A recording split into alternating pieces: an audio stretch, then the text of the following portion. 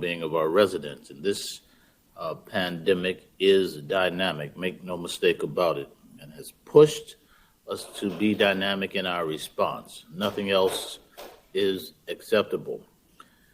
And that is the case when it comes to supporting our workforce, many of whom are providing essential services and keeping our economy afloat. We know that, and we're stepping up. And while the situation continues to evolve, we know a few sectors have experienced a significant amount of the disease burden.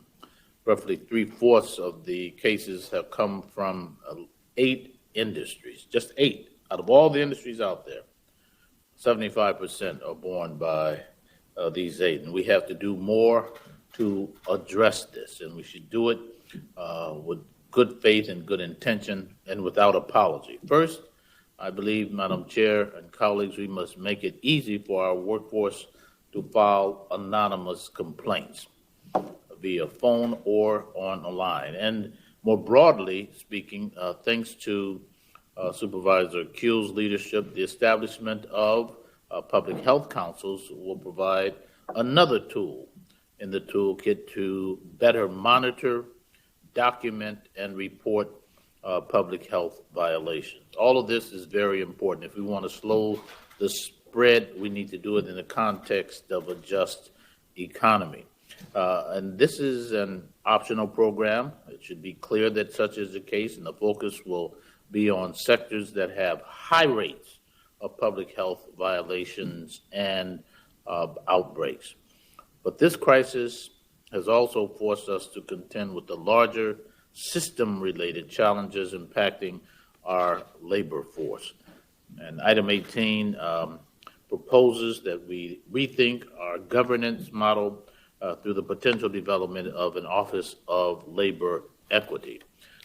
This can be a win-win, and we should see it as such for businesses, for employees, and for the community at large. It's a win-win-win, a triple bottom line in that sense.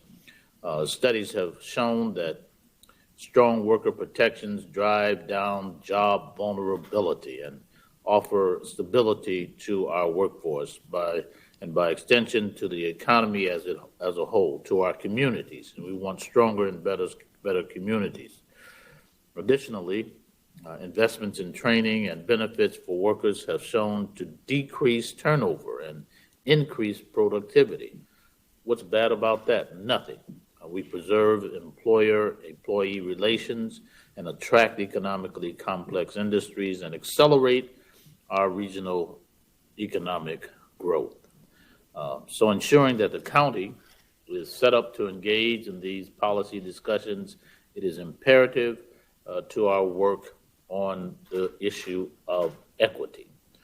And I've asked Rafael Carbajal, our acting director of the Department of Consumer and Business Affairs, to speak on the opportunities presented by this motion, and Madam Chair, briefly to discuss how this can better improve the health of our workforce. And before I invite him to speak, with your consent, I'd like to ask Supervisor Kuehl for her collaboration on these issues to make her remarks, and from that, I turn the matter to her with your consent, Madam Chair. Supervisor Kuehl, go right ahead. Thank you very much. Thank you, Madam Chair. I speak first to item 18, which I am very pleased to co-author, and thank Supervisor Ridley Thomas for bringing it. Very supportive of the development of the Office of Labor Equity, which is broader than just the Public Health Council's program in my motion, item 24. I think it's very important at this time when workers are on the front lines of this pandemic, but it's important into the future as well, because this notion of caring about the workers in LA County, making certain that they have the ability to keep their own workplaces safe and to participate in their own health matters, I think is very important. As item 24, we're feeling cautiously optimistic these days about the numbers going down. And we know it's going to take a lot of work on all of our part to keep down the numbers of cases of COVID-19 we're developing each day. And I think that The most important thing that we found to help keep the numbers down is when we all work together to make sure that the health officer orders are actually followed at the facilities and establishments that are currently open. It helps us to move to open others, but also to keep our workers safe. And it's still the case that some businesses simply have not put the necessary protocols in place. And there have been accounts of outbreaks and places where businesses are not in compliance. And so, what we hope to do in the motion in number 24 is to direct the Department of Public Health to develop an implementation plan for a public health council program. And it would provide workers with information about the health officer orders so they understand what is required of their workplaces, protocols that are supposed to be in place for their industries, and encourages them to report suspected cases of noncompliance to public health directly, which lessens their fear of retaliation. They are assured to have resources available so they are well educated in a language that they understand. And also it helps businesses, I think, because Department of Public Health can call and say, we noticed that you don't have face shields and we know you want to for all your employees. Perhaps it'd be a really good idea. And they don't have to know how we know they don't have face shields. So we want to partner with all of the stakeholders to contain the virus. I know many businesses have expressed opposition, but I honestly think they don't need to be as frightened about it as they seem to be, because this is simply a way to make certain that everybody complies, they can stay open, their workers and their customers can stay healthy. And we've also asked Department of Public Health to conduct listening sessions with business to get their feedback. So all in all, I think this would be a very positive move for the county and help us to keep our case numbers down. Thank you, Madam Chair. Thank you, Supervisor Kuehl. Rafael Carbajal would like to say a few words. Good afternoon, Madam Chair and members of the board. My name is Rafael Carbajal, the newly minted Acting Director of the Department of Consumer and Business Affairs. Thank you, Supervisor Mark Ridley-Thomas and Supervisor Sheila Kuehl for authoring this very timely and important motion. Thank you for including DCBA and for the opportunity to play a key role in this effort. The pandemic is a public health challenge of enormous scale and it has had resonating impacts on all aspects of our lives. One thing COVID has demonstrated is how much we depend upon essential workers and vividly highlighted the risk essential workers face every day. Although some have been able to shift their jobs and work from home, millions of workers have jobs that cannot be done from home. As your motion points out, workplace transmissions account for almost half of COVID-19 cases, and these impacts are disproportionately felt by Black and Latinx workers. History has shown us that workers of color, women, the LGBTQI community, and other protected classes are generally more vulnerable to workplace inequities, which are being amplified by the economic downturn brought on by this pandemic. This includes immigrant, non-English speaking essential workers, such as those that work in food service and food production, domestic services, janitorial, garment, and construction industries. They are particularly vulnerable due to the increasing scarcity of stable jobs. Your board has consistently recognized the need to protect and support essential workers, and today's agenda is an example of your board's commitment to protect our workers. Not only does it include this motion, but also item 24, which advances the plans to establish public health councils, which DCBA has been actively supporting our public health partners and will continue to do so. Your board has also enacted a supplemental paid sick leave ordinance that became effective in April, which provides up to 80 hours of leave for full-time employees that are unable to work or telework due to COVID-19. As you know, DCBA already houses the county's minimum wage enforcement program that investigates and enforces violations of the county's ordinance in the unincorporated areas. Just yesterday, we announced settlements with two large food chains that will put over $350,000 in back wages and fines in the pockets of 132 low-wage essential workers. However, the department is limited in its ability to investigate and enforce other types of worker abuse and that we frequently come across. This is due to the limited authority provided to the department under existing ordinances. DCBA also regularly helps mediate disputes between business owners and their employees through our dispute resolution program.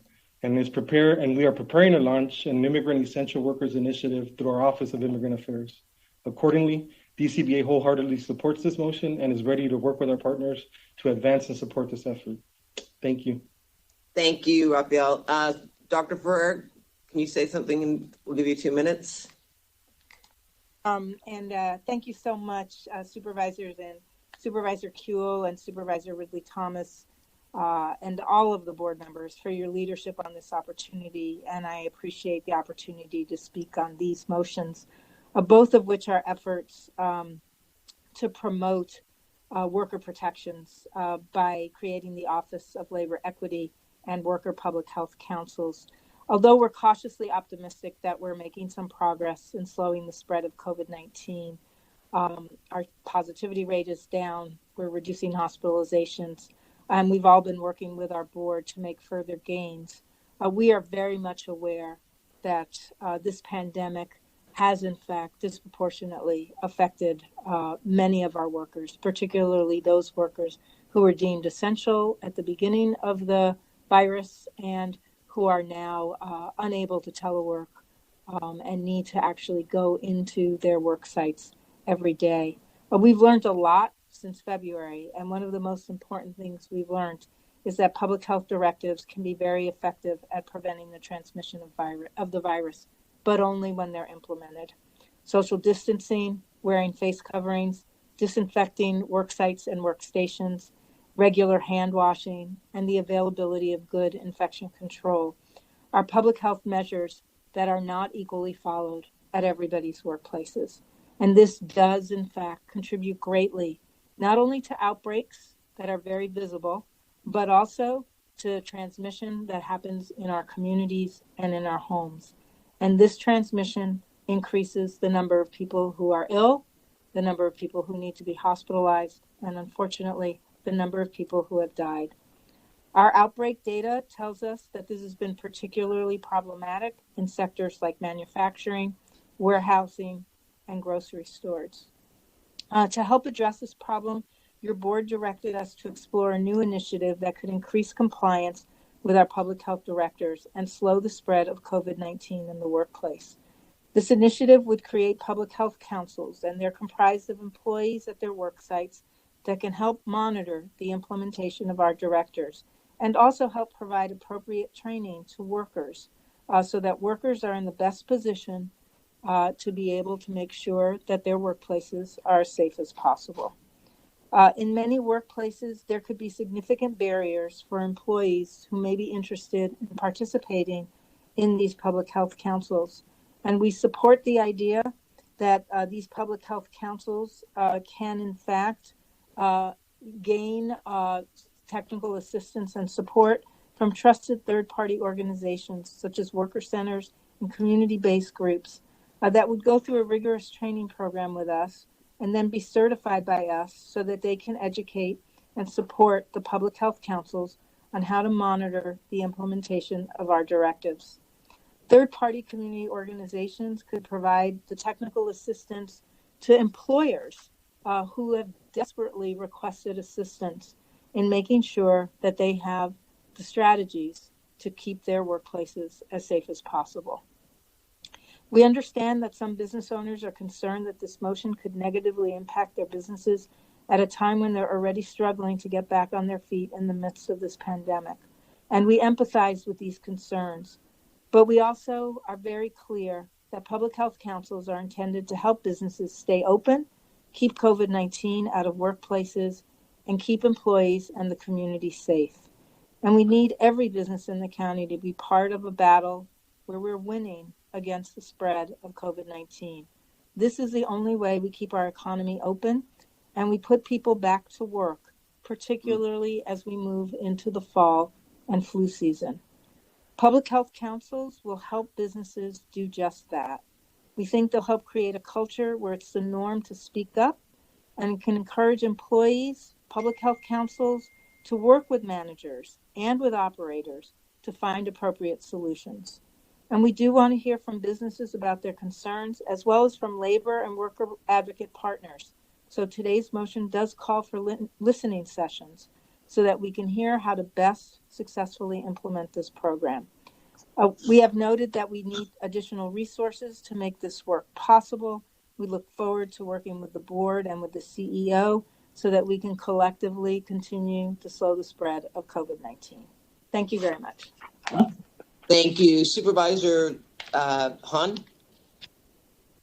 Oh, thanks. And I was going to speak on 24, and I want to thank Supervisor Kuehl and Ridley Thomas for this motion. And I think it's really important because I think compliance with our public health protocols has been a challenge for each sector that is open. Some have struggled more than others, and some have chosen to, frankly, ignore or downplay them. And it's important that we continue to have monitoring of these sectors, but as we know, public health can't monitor every single workplace. So forming these public health councils, I think, offers a good solution that will keep our workers protected and connected to our Department of Public Health for the duration of this pandemic.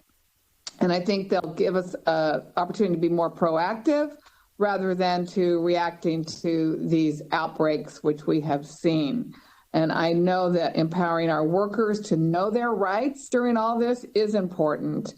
I do know that I have been inundated with emails and calls from the business sector who are a little concerned about these public health councils. I was really surprised at the number of emails I got in opposition to this.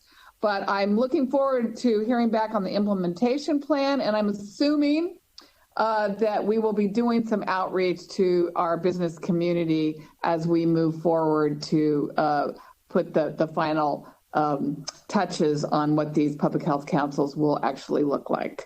Okay, thank you. Thank you, Supervisor Hahn. Hello, Madam Chair? Oh, sure. Go ahead, Supervisor Solis. Yes, thank you. I also want to thank Supervisor Ridley Thomas and Kuehl for introducing these two very important motions. I'd like to also thank the Labor Working Group of our Economic Resiliency Task Force, who helped develop many of the recommendations being considered today. The motions are sorely needed to ensure that the well-being of our workforce is maintained. Equity within the workplace, as you know, is very important now more than ever, and the Office of Labor Equity, combined with the establishment of public health councils, will ensure that our most vulnerable workers are protected. So I'm wholeheartedly in support of these two motions. Thank you, Madam Chair. Thank you. And I also would like to thank my colleagues for introducing this motion. I appreciate the concern for streamlining our county systems for enforcement of labor laws, both with our own employees as well as our remaining businesses and organizations. I remain concerned about the creation and establishment of the new departments and offices as our county budget remains constrained. My friendly amendment asked for a cost estimate to be included in the report back, along with a request to coordinate with our Workforce Development Board and our many economic development corporations. I do think it's important to know what the costs of creating not just a new office, but an entirely new Department of Labor Research are. We are lucky to have many labor economists and labor market researchers in Los Angeles County. They are at our universities, research centers, and economic organizations. We contract with many of them to conduct economic impact research, to look at budget issues, and we worked with them as part of our Economic Resiliency Task Force during our meetings. Although I appreciate the intent to streamline some work, I think hiring new staff to duplicate economic research that exists in the private and public sector is not the best use for our limited resources at this time. I do support the attempts for savings, cost, and reducing duplication of work. Right now, we are looking at the practical ways to create a new Department of Workforce and Economic Development, which we'll consider under item 68E.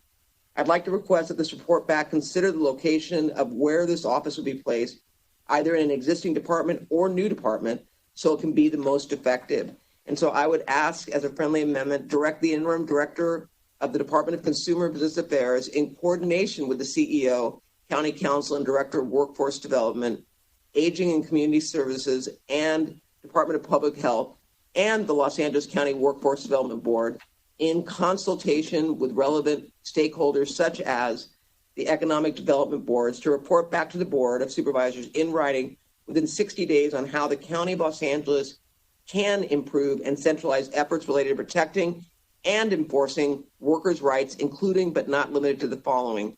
One, the establishment of an Office of Labor Equity, which would promote and enforce the county labor laws, as well as lead labor policy research and development with a focus on racial, health, and economic equity, included potential funding, estimated cost for staffing and implementation plans to enable adequate enforcement authority, and two, centralizing under the Office of Labor Equity various worker protection initiatives, including wage enforcement, dispute resolution, outreach, and other relevant programs and educational information currently offered by various departments. So I would ask that as a friendly amendment in the report back. So with that, Supervisor Solis, did you want to speak? No, ma'am, I spoke.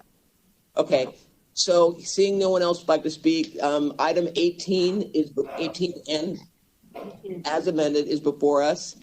Moved by Supervisor Ridley Thomas, seconded by Supervisor Huell. Madam Executive Officer, please take the roll. Item 18 is as amended is before you. Supervisor Solis? Aye. Supervisor Solis, aye. Supervisor Ridley Thomas? Aye. Supervisor Ridley Thomas, aye. Supervisor Kuehl? Aye. Supervisor Kuehl, aye. Supervisor Hahn? Aye. Supervisor Hahn, aye. Supervisor Barger? Aye. Supervisor Barger, aye. Motion carries 5-0. Thank you. Now, item 24 is before us. Moved by Supervisor Kuehl, seconded by Supervisor Ridley Thomas. Madam Executive Officer, please take the roll. Item 24 is before you. Supervisor Solis? Aye. Supervisor Solis, aye. Supervisor Ridley Thomas? Aye. Supervisor Ridley Thomas, aye. Supervisor Kuehl? Aye. Supervisor Kuehl, aye. Supervisor Hahn? Aye. Supervisor Hahn, aye. Supervisor Barger? Aye. Supervisor Barger, aye. Motion carries 5-0. Thank you. Now we are going to move on to item number 19, exploring new governance models to improve accountability and oversight of homeless funds. It was held by Supervisor Ridley Thomas.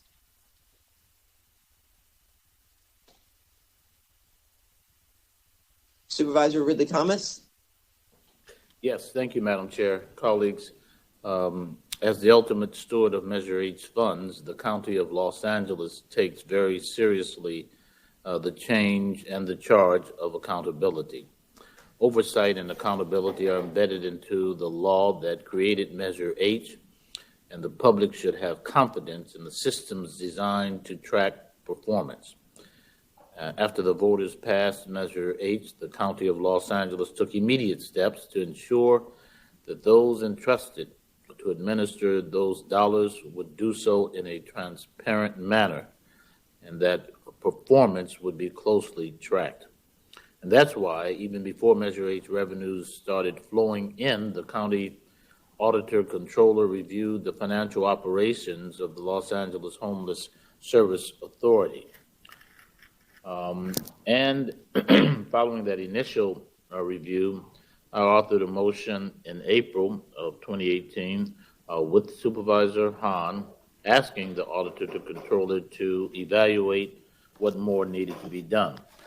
Now, we knew that this bill was a big lift, and that LASA was never resourced or designed to carry the load that we now have come to expect. But last week, the Auditor Controller released its most recent review of LASA's data management for fiscal year 18-19, and several deficiencies were identified.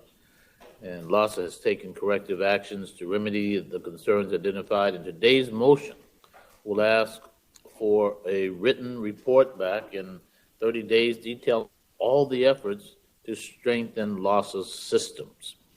But this job is only getting bigger, especially given the need to expand resources across the county to mitigate the dual pandemics of homelessness and COVID-19. Accurate and reliable data are essential to making sure we are making the most of our resources, given the scale of the homeless crisis. And LASA has work to do, obviously, and it was created before homelessness reached crisis proportions. And while it has bulked up personnel and scaled up operations in recent years, its governance model has remained stagnant.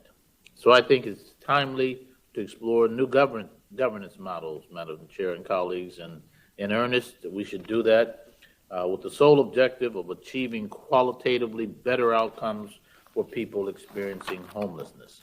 And I think it's important that we do so, and with your permission, Madam Chair, I'll turn it over to our co-author. And if there's comments that you wish to hear from the auditor controller, apparently they're standing by. The chief deputy named the Oscar Valdez. But I think the point is being made here pretty clearly. And Madam Chair, again, thank you for the opportunity to be heard on this item. And I'll turn it over to my co-author with your consent. Yeah, Supervisor Hahn and then Supervisor Kuehl. Thank you, Madam Chair, and thank you, Supervisor Ridley Thomas. As you know, I have really have not been shy about my criticism of LAHSA and its current structure, and I just feel like it's not working as well as we need it to. It's my opinion that sometimes it is too bureaucratic, it's too slow, it's too resistant to change. And it's not just me, it's many of my communities and cities have complained that LAHSA is not responsive to them. There's always that sense that they're more responsive to the needs of the city of Los Angeles. So I like it that this motion will ask our county staff to come back to us with recommendations on alternative models or structures that could administer our homeless funds in a more efficient way. And I believe that we not only owe that to our taxpayers who have graciously been giving us their money, their hard-earned money, to help solve this problem, but also to the thousands of people who are still sleeping on our streets. We have to provide effective and rapid services to get people off the streets. And I know everyone works hard. I know every year we talk about housing, more people than ever before. But when we get that annual count and it has gone up, it hurts my heart. And so I'm hoping that we will be able to consider some things in this report back. One would be maybe breaking up LAHSA and forming two entities, one that serves the city of Los Angeles alone, and then one that serves the rest of the county.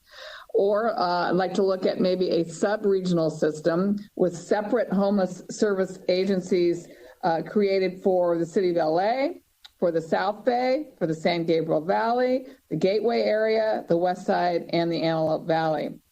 And if we all decide that we like keeping LAHSA in place, we could structure the current commission to look more like our Metro board, where there's more regional representation that could be added, as well as our directors of public health, mental health, and health services.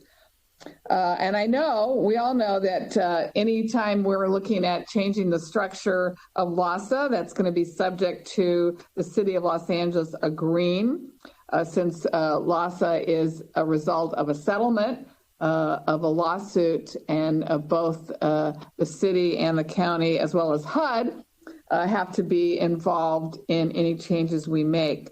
But I still think it's a good time to put everything on the table for consideration, because I don't think what we have now is working, again, as well as it needs to. We're living in a crisis that, again, unfortunately, has been accelerated by the pandemic. And this pandemic has been horrible in itself, but some of the consequences have also been, it's shown a light on some other inadequacies, inequities, and weaknesses that we have in our county safety net that has only been accelerated by this pandemic. So this is another one of those moments that I believe we have to meet, and we have to make sure that our dollars that we're investing actually is invested in an agency or a model that gets the job done. So thank you, Madam Chair, and thank you, Mr. Ridley Thomas. Thank you, Supervisor Kuehl. Thank you, Madam Chair. I want to say at the outset, I will support the motion, but I have a number of comments about it because I don't want to give the impression that I agree with all of the statements that have been made about LASA today. It's fine to have a report back, I think, about the governance structure. But I noticed that LASA was not included in the department's reporting back. And I think that is a mistake because they have taken a good deal of responsibility. I shared originally some of my colleagues' concerns about the findings in the auditor controller report, but I am very supportive of the correction plan that LASA put in place very quickly. The audit reviewed outcomes only during the period that LASA was transitioning their data system in fiscal year 18-19. And my understanding is the data system they're now using is a significant improvement. They have much stronger systems in place today, and they're also working closely with the auditor controller to implement all of the recommendations. So given the fact that the audit resulted in the outcome we wanted, which is to have the strongest possible procedures to record outcomes, I'm not sure that we need to assume that there should be changes in LASA governance. So I would ask that one of the considerations about LASA governance be comparing it to what we have now in terms of whether there actually are any concerns or problems with it. I think that would be an honest reflection because, you know, helping people prevent and exit homelessness is a complicated and messy business. People's lives are messy. County with 88 cities, including the city of LA, that all need to work together is messy.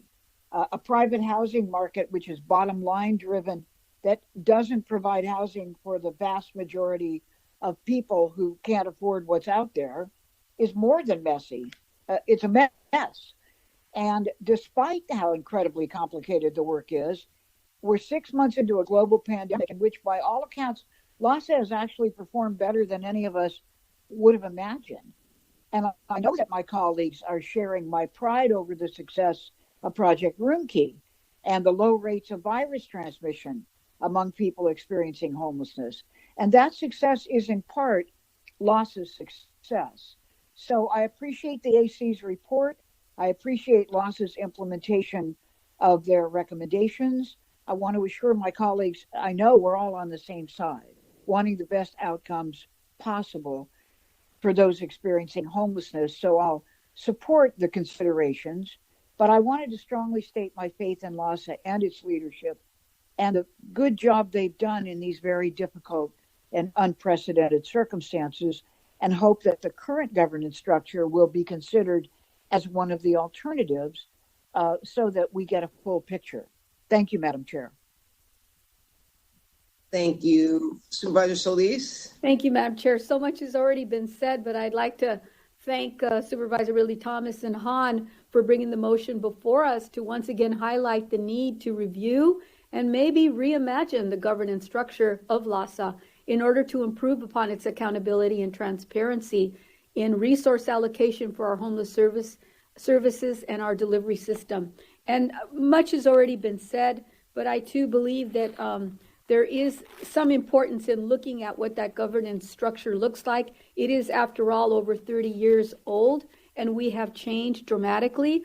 We have many small cities that are not at this time participating in the manner that they should. And thank goodness that there's been a lot of change already, but more is needed through LASA. So I look forward to getting back the report so that we can look at how the governance model might be viewed. And I know that LASA, their ad hoc committee on governance, has secured a nationally recognized and well-respected consultant and a homeless expert to help conduct a similar internal review, which I support. So I look forward to hearing back on the recommendations and from the input from our various departments as well.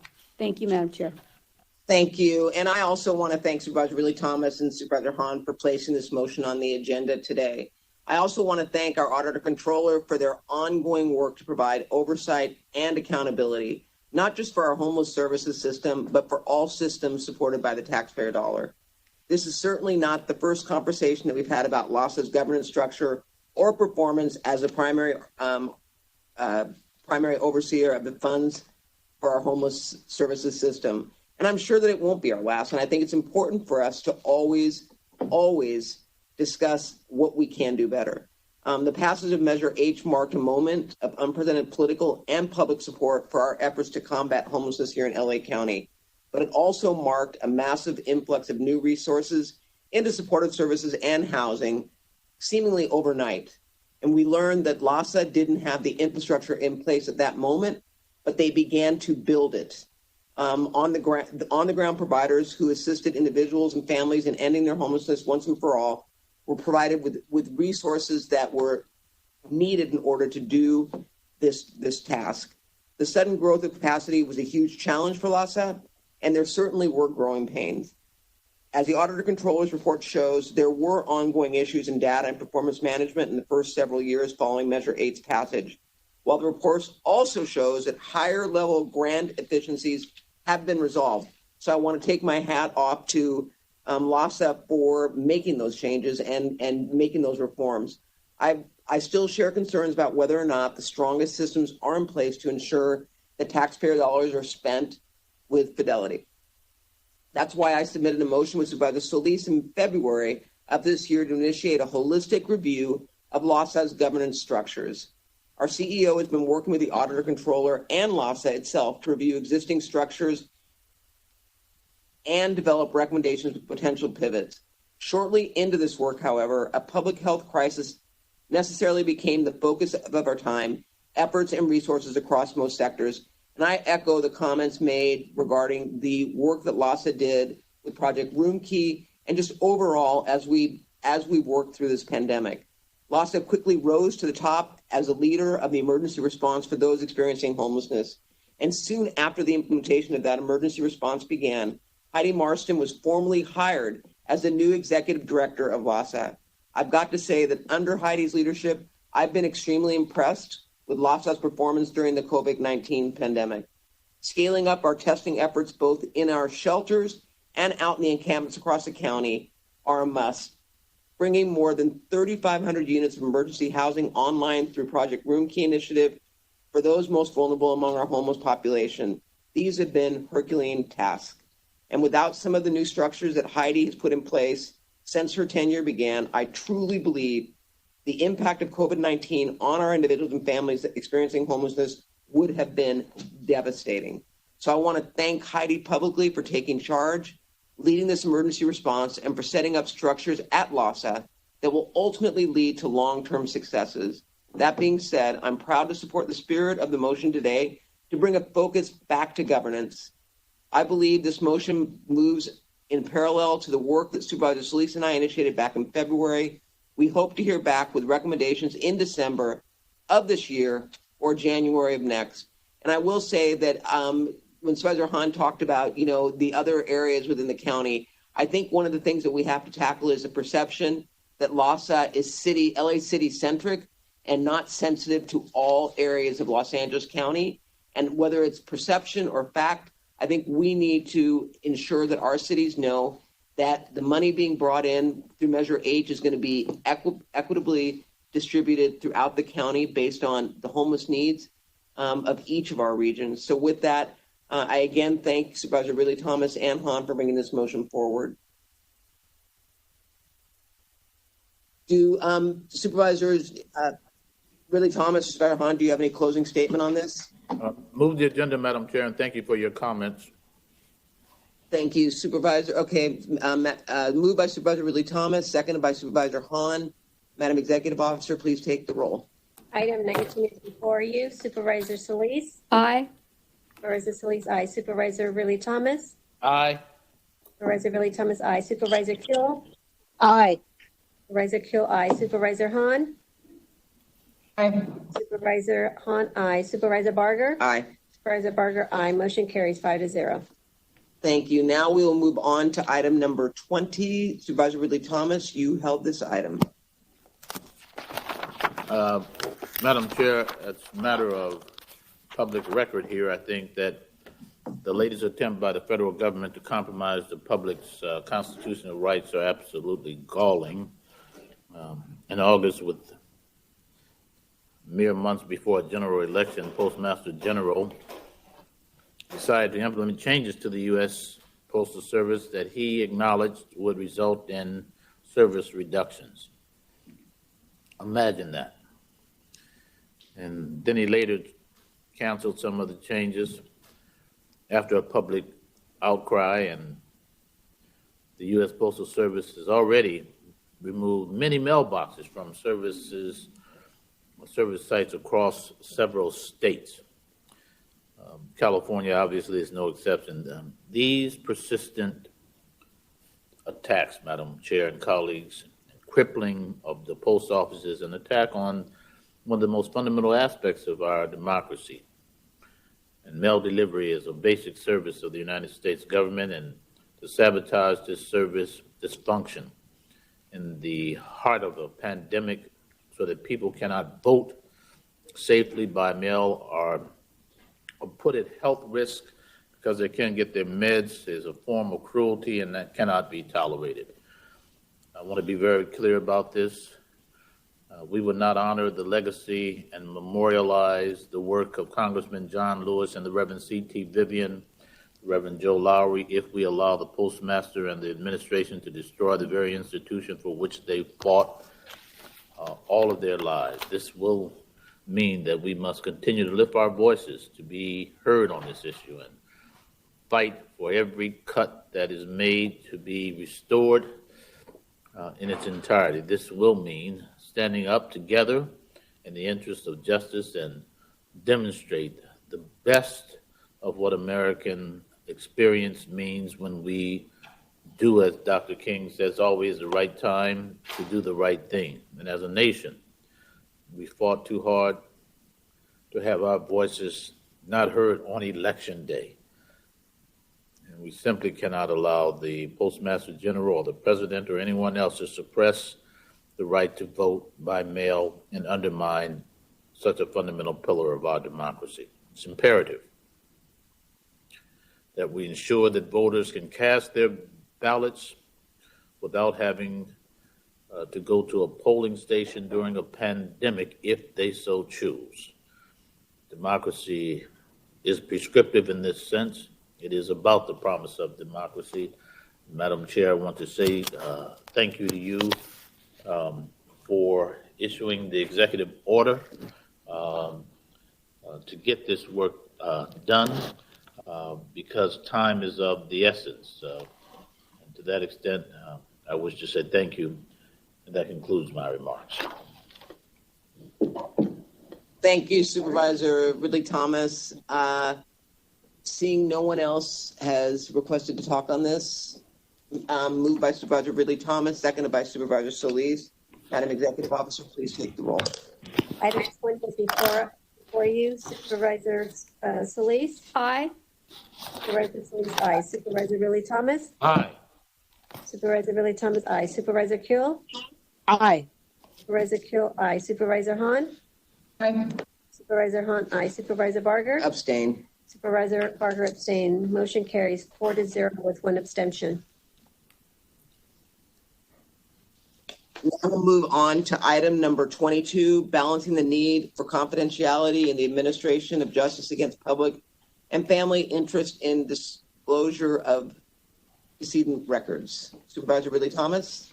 Madam Chair, I want to say thanks to Dr. Lucas for the work he's done in revising the department's policy on security holes. The finding of fact through objective investigations, as well as maintaining the public's trust, is a critical part of ensuring that justice is done. Gaining the public's confidence requires a degree of transparency that's non-negotiable, and determining what investigative records to disclose and when is often a difficult decision. So the Department of the Medical Examiner Coroner has revised its policies governing the use of security holes in a way that enhances transparency brings into compliance those things that are coherent with state law and more intentionally strikes a balance between the different needs of investigative work. And I look forward to hearing from our Chief Medical Examiner, Coroner, Dr. Jonathan Lucas, on this issue. There are just a couple of things that seem to me to be important in terms of an overview of the revised policy and how the policy ensures that holds are justified and do not last indefinitely, and finally, how the policy will ensure the integrity of the investigations is protected. Madam Chair, that concludes the questions that I'd hoped that Dr. Lucas would address, and with your permission. Yes, Supervisor Ridley Thomas, before we move forward, we need to vote to convene a public discussion of the board on the Chief Medical Examiner Coroner's revised security hold policy number 2044, revision 1, at today's board meeting. So I'm going to have that moved by Supervisor Ridley Thomas, and I will second it to approve this item. Madam Executive Officer, please call the roll. Supervisor Solis? Aye. Supervisor Solis, aye. Supervisor Ridley Thomas? Aye. Supervisor Ridley Thomas, aye. Supervisor Kuehl? Aye. Supervisor Kuehl, aye. Supervisor Hahn? Aye. Supervisor Hahn, aye. Supervisor Barger? Aye. Supervisor Barger, aye. Motion carries 5-0. So with that, Dr. Lucas? Yes, I am here.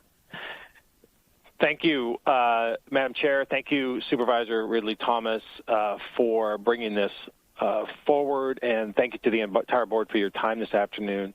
My name is John Lucas. I'm the Chief Medical Examiner Coroner. My department has updated its existing policy on security holds. For background, according to state law, our department's investigative reports are public records. However, state law does allow for exceptions to the disclosure. When this exception is applied to a particular case, we say it's on security hold, and the department does not release those records. It almost always comes into effect when a law enforcement agency requests a security hold in order to protect the integrity of their investigation. This policy update primarily reflects an update to incorporate changes in California's Penal Code, Section 832.7. This section of the Penal Code, and now our policy, applies to the release of information in officer-involved use of force incidents. The Penal Code and our policy increases the amount of detail required from law enforcement to justify the granting of or extension of a security hold. And in these use of force incidents, it defines check-in points at which to renew the justification and applies a time limit or a maximum amount of time for the hold at 18 months. The department acknowledges the need for transparency and also recognizes and values the importance of maintaining the integrity of these criminal investigations. State law and this policy now ensure that appropriate scrutiny is applied to any request for non-disclosure of otherwise publicly available records. And I'll simply finish my comments by saying that the purpose of the policy is to really to assert the statutorily defined authority of my department to make independent evaluations of these requests, to provide a framework of accountability for law enforcement agencies in compliance with state law when they request non-disclosure of otherwise public information. And finally, and very importantly, to support transparency in a way that also supports the successful administration of justice. So, Supervisor Ridley Thomas, I think I addressed the issue of indefinite holds. It does place a timeline on use of force incidents, and at 18 months, it ensures the integrity of the investigation by really simply providing a mechanism and the authority to prevent disclosure of the records if the release would jeopardize the administration of justice in a criminal investigation. So it's that balance between transparency and making sure that the criminal investigations move forward appropriately that is really at the heart of this policy and getting it in line with state law. So that concludes my comments, and of course I'm available for any questions. Thank you, Dr. Lucas. Well, I just am really quickly going to say I want to thank you, Supervisor Ridley Thomas, for the motion to have this discussed. Understanding these changes will be important for our law enforcement agencies, and I want to thank you, Dr. Lucas, for engaging with our Sheriff's Department and our Police Chiefs Association in that regard. These changes bring us into compliance with state law, leaving discretion for holds on autopsy results related to law enforcement force incidents to our medical examiner. This does not prohibit holds for legitimate reasons, but those reasons must be justified as endangering safety or individuals or a successful completion of the investigation.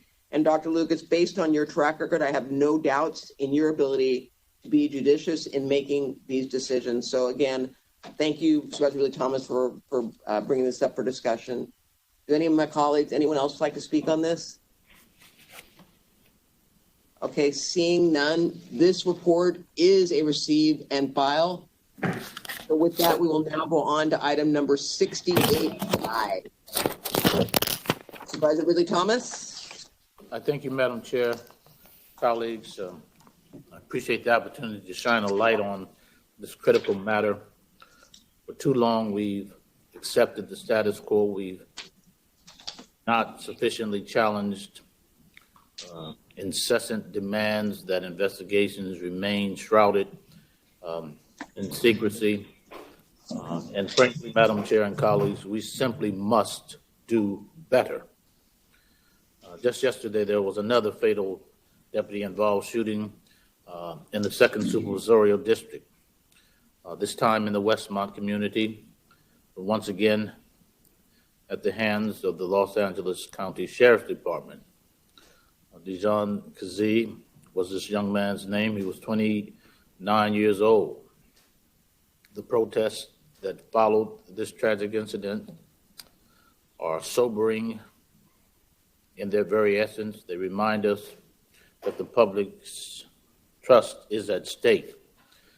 We needn't go to Minnesota. We needn't go to Wisconsin. We need to focus right here in our own community, in Los Angeles County, to reckon with the use of force and to make sure that the public understands and that there is no secrecy that involves the pursuit or the administration of justice. The motion in front of us has a deeper meaning today as we demand transparency and truthful answers to so many questions, as we grapple with knowing that there is yet another young man, a young person, an African American, dead at the hands of a law enforcement entity in this county. Do we rush to judgment? We do not. Do we call for independent investigation? We do. Do we make the assertion that an entity that's shrouded in controversy cannot effectively investigate itself and expect the public to be confident that the investigation is being done consistent with all the constitutional guarantees and the like? It is clear that we have substantial unreadiness. The fact-finding that has to take place, the thorough, objective, investigative work is a critical part of ensuring that justice is done.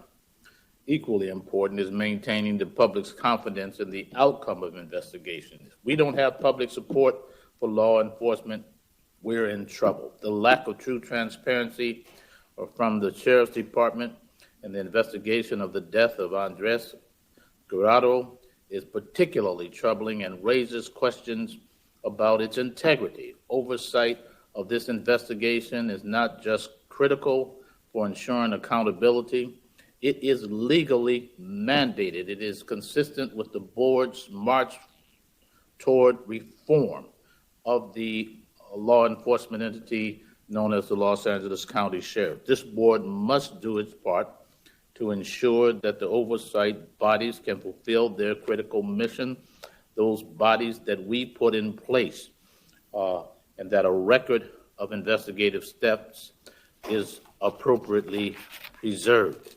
Accordingly, I ask for your support of the same.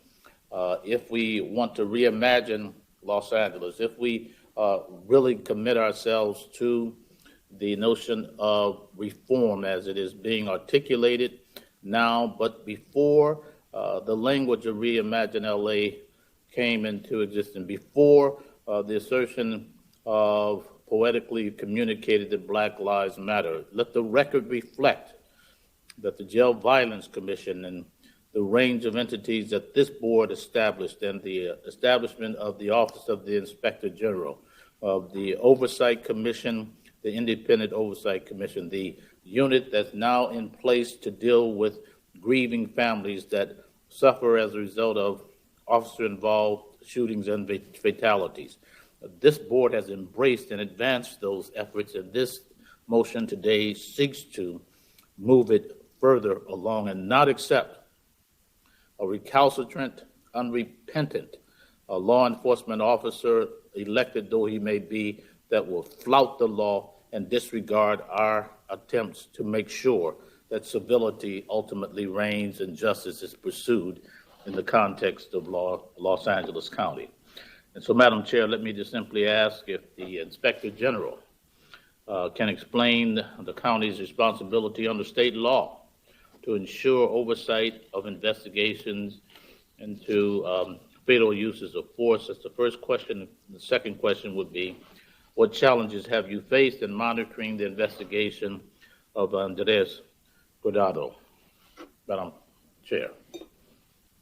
Thank you, Supervisor Ridley Thomas. I know that Max is on. I know that your colleagues have requested to speak. Would my colleagues prefer to have Max speak and then you can speak after he makes his comments?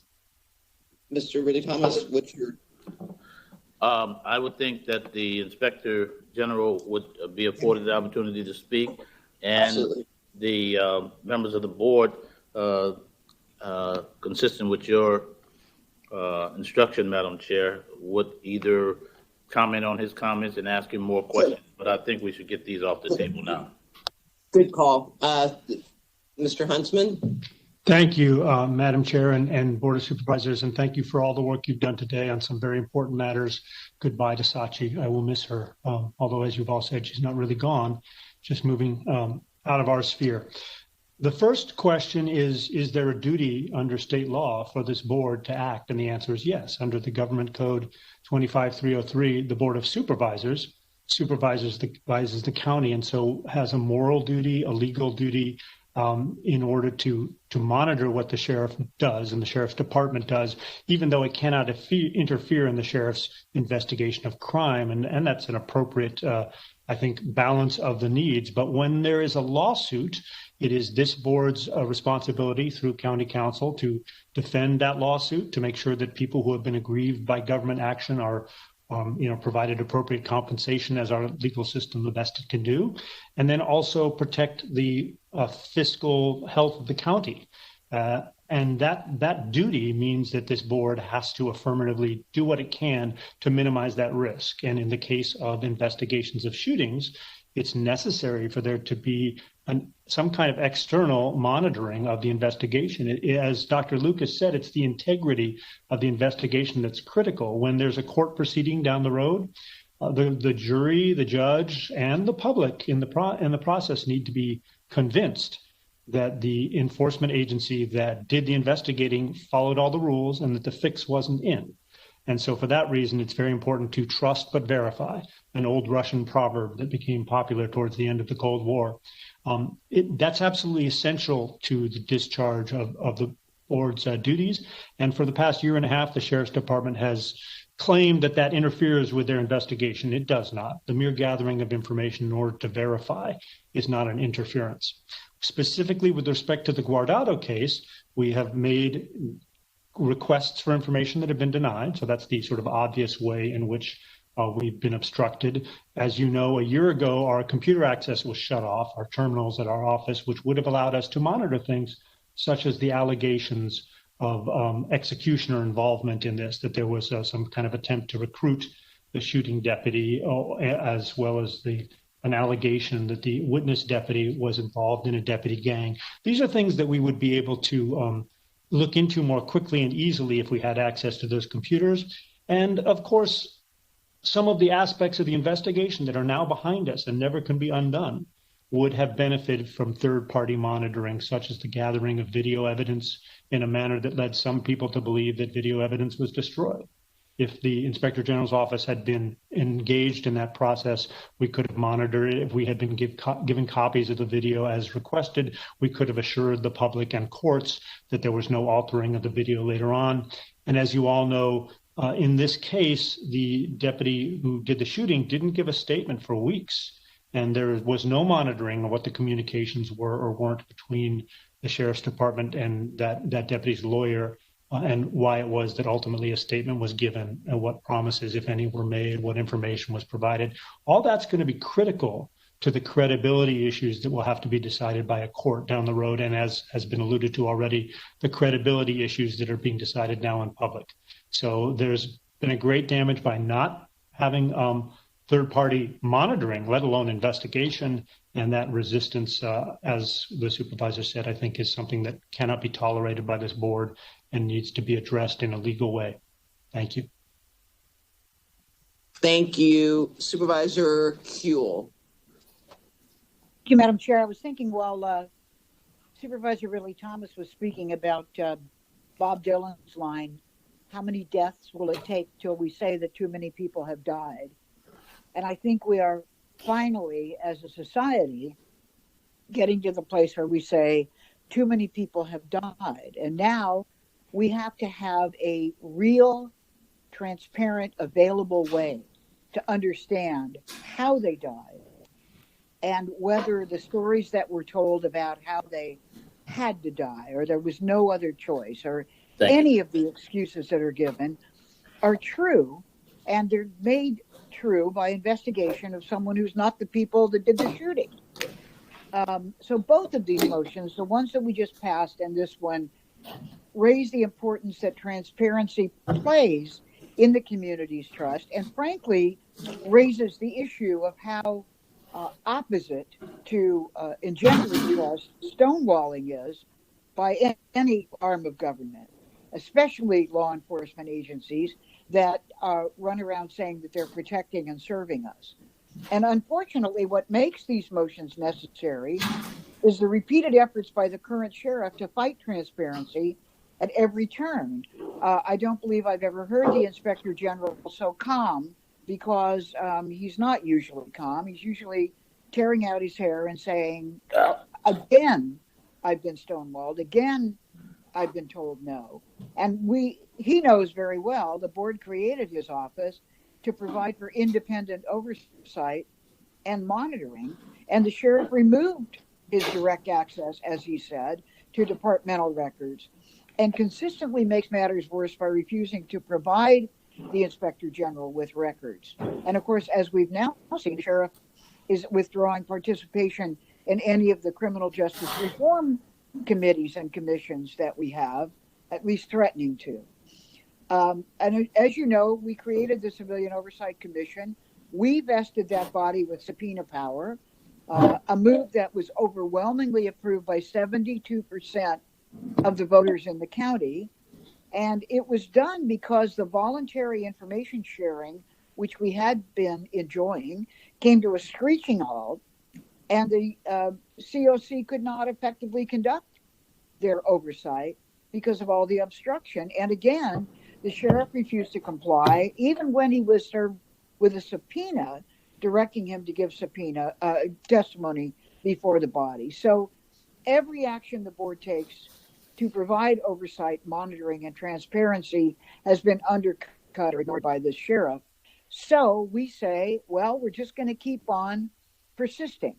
We are going to employ every method possible to ensure that accountability and transparency prevail over secrecy, because this is literally a life and death matter. So today I strongly support this motion as well as the one just passed. And I applaud efforts by the coroner, by our Inspector General, by the Civilian Oversight Commission to promote transparency when possible and holding those who are fighting it accountable. Thank you, Supervisor Ridley Thomas. I am strongly in favor of this motion. Thank you, Madam Chair. Thank you, Supervisor Hahn, and then Supervisor Solis. Well, thank you again. This has been a good discussion. Thank you to Max for always just honing in on what the issues are. And, you know, there's so much that we are grappling with. First of all, of course, it's finding out the truth about this shooting. And, of course, working hard. You know, the family deserves that. The community deserves that. You know, there's really an issue about public trust right now, and there is so much work that we all have to do to restore the public's trust in law enforcement. That will help them do their job better, and it will create the kind of environment where to protect and to serve is really a motto that can be embraced by the public. And we know that this trust can be eroded particularly when there's too much secrecy, and that's what's happening right now. The public certainly perceives our sheriff's department in the way they're handling or mishandling the investigation of Andres Guardado shooting. You know, we voted earlier today to move the money for the first year of funding for the body worn cameras in our sheriff's department. And, you know, this is one reason why we need these cameras. You know, we had a young man who was shot and killed by a deputy, and we do not know the details of what happened because there was no video footage. So the public, the family, is left to wait in silence while the sheriff's department conducts a secretive investigation.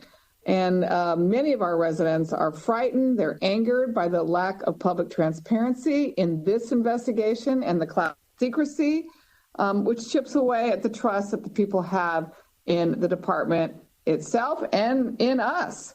I had hoped that our sheriff's department would recognize the role that transparency plays in building trust and that they would fully cooperate and collaborate with our oversight bodies throughout this investigation in the same way that they collaborated in the body-worn camera process. But unfortunately, this has not been the case. So this motion, thank you, Supervisor Ridley Thomas, for being on this from the very beginning. This motion attempts to find other ways to achieve transparency in this investigation. We owe it to Andres. We owe it to his family. We owe it to that community. We owe it to all of LA County and all those who are watching us. And you're right, Supervisor Ridley Thomas. We can't look at other cities and states in the country without coming right back to ourselves and shining a spotlight on the places where we too can do better. So thank you. Supervisor Solis.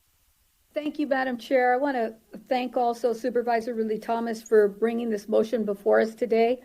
The death of a child is one of the worst things that can happen to a parent. And when their death is at the hands of law enforcement and the circumstances surrounding the child's death is concealed in privacy and secrecy, I can only imagine the trauma felt and the hurt placed on the family's inability to heal or feel peace. And I want to extend again my sincere sympathies to the Andres Guardado, his families, his parents, especially his father, Cristobal, who's been extremely vocal in their pursuit of the truth about their son's death. And I lend my voice in support of the Guardado's family and Supervisor Ridley Thomas's motion in having the chief medical examiner conduct an immediate inquest into Andres' death. The board has long known that law enforcement is not able to investigate its own misconduct, thus creating the Office of Inspector General and the Civilian Oversight Commission to conduct their own independent investigation. The same can be said with the sheriff's proposal to establish a body made up of law enforcement representatives in this county to investigate each other's police shooting cases. Though this was an attempt to show that law enforcement has nothing to hide, there is no ability to guarantee that some semblance of transparency and accountability when these investigations take place behind the blue curtain with members of the Blue Brotherhood. The only way that I would feel like this would truly be a transparent body is to have a civilian public official provide oversight, to have a seat at that table, to ensure that this unit does not become another place for information to be hidden away from the public. I'm so disappointed that a sheriff who touts transparency can be so aggressively uncooperative with the office of our Inspector General to hinder their pursuit of the truth. The department went as far as locking out the Inspector General and his team's access to the department's computer and databases. That somehow allowing the IG and his team to do a walkthrough is enough in the name of transparency, but refuses to provide the essential documents and data and the reports. That's not transparency. And I wholeheartedly support taking action, including any legal, if feasible and appropriate, against the department for any violation of the law. Thank you, Madam Chair. Thank you. And I just have to say, I am saddened that this motion had to be brought before us today. The Guardado family deserves answers, and the community as a whole is deserving of transparency. This administration has shown a significant lack of interest in those regards, with several requests from our Inspector General going unfulfilled. We all need to be working toward increasing community trust, and the apparent resistance to oversight is eroding years of work by this board and our law enforcement partners. And it is a disservice to the men and women in the Sheriff's Department because he's undermining the good work that many of them are doing. It's an odd position to have to remind this sheriff that even as the chief law enforcement officer of LA County, he is not above the law. No matter what your interpretation is of case law, County Council and the state's Judicial Council have been thorough in crafting language for policy surrounding oversight and information sharing. Despite every effort from the sheriff to counter it, allowing the Inspector General to oversee investigation is lawful. That cannot be refuted. The sharing of information with the Inspector General is required under the county code. Let me remind you, there is no gray area. This charade has gone on long enough. It is very unfortunate that we find ourselves yet again having to engage the courts in order to have the sheriff comply with the law. This is something I have not seen in my 30 years with the county, and certainly not a precedent that I want to set. Frankly, it's embarrassing, and I hope we can improve moving forward. So I wholeheartedly support this motion, Supervisor Ridley Thomas. And again, it is truly unfortunate we find ourselves in a position to have to even bring in a motion like this. So with that, Supervisor Ridley Thomas, do you have any closing comments? I think all has been sufficiently stated, Madam Chair. I move the motion. Moved by Supervisor Ridley Thomas, seconded by Supervisor Hahn. Madam Executive Officer, please call the roll. Item 68I is before you. Supervisor Solis? Aye. Supervisor Solis, aye. Supervisor Ridley Thomas? Aye. Supervisor Ridley Thomas, aye. Supervisor Kuehl? Aye. Supervisor Kuehl, aye. Supervisor Hahn? Aye. Supervisor Hahn, aye. Supervisor Barger? Aye. Supervisor Barger, aye. Motion carries 5-0. Thank you for that. Now we are moving on to item number A1. A1, Supervisor Kuehl. Thank you very much, Madam Chair. This really relates to the current issues that we are facing because of the pandemic. And I noted that there has been a lot of talk over the past month about schools, about education, about whether our students are being well served, whether they need to go back, what really sort of is the deal. So I wanted to tee up briefly today by talking with Bill Kehoe, with Selwyn, and with Dr. Duardo very briefly about the possibilities of equipping every student in LA County with access to the internet and with hardware if they need it. It turns out that a lot of students have access to hardware, but they do not have sufficient access to the internet. And it's so scattered in terms of how you can get such access that I wanted to, as we discuss the use of CARES Act money, which we're all putting in a letter tomorrow about what we think, I wanted to ask, because I think there should be greater emphasis on how our students can access remote learning so that they're not forced, because of a lack of access, to go back onto our campuses. there's a lot of talk about this. I just want to concentrate on the access issue. So with your permission, I asked Bill and Selwyn and Dr. Eduardo to just tell us briefly where we might be in a very large picture of seeing if every student can somehow have access if they need it for remote learning. This, of course, would not only be for them, but also for their parents and relatives who are accessing services remotely through the county in terms of telemedicine, mental health services, signing up for unemployment, relating to our Department of Social Services, etc. So I've asked them to stand by and say a few words and hope that this will initiate a larger discussion where the county can kind of think big about these issues. So with your permission, Madam Chair, if we may go to, I don't know who would like to speak first, probably Dr. Eduardo, because they have done a survey about what might be needed. We're getting them. Yep, go ahead. Thank you, Madam Chair and honorable members for the opportunity to speak with you briefly.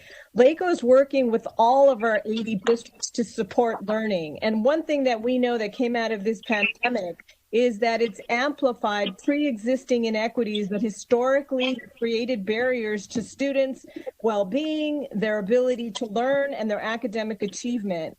It's highlighted the importance of having internet access, not just for education, but for some of the other critical services that Supervisor Chu just mentioned.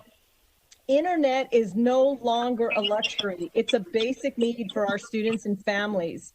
We're asking that the county help our efforts to close the digital divide and ensure that all students have access to the services that they need to thrive. We surveyed all 80 districts and asked each superintendent to certify their district's needs for hotspots and devices.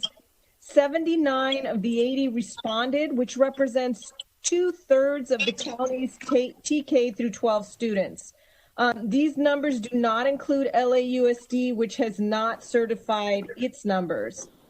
As schools start the school year in remote learning, we need to make sure that they have the ability to engage in their instruction. And we are looking at removing the barriers that are taking place and the inequities that our students find themselves in. We're asking for approximately $15 million to close the digital divide. That's only 3% of the county's total enrollment, which I said represents 2/3 of the county's students' population. This would provide approximately 26,829 Chromebooks and 21,588 hotspots with 12 months of service to ensure that every single student has access to the internet and their families.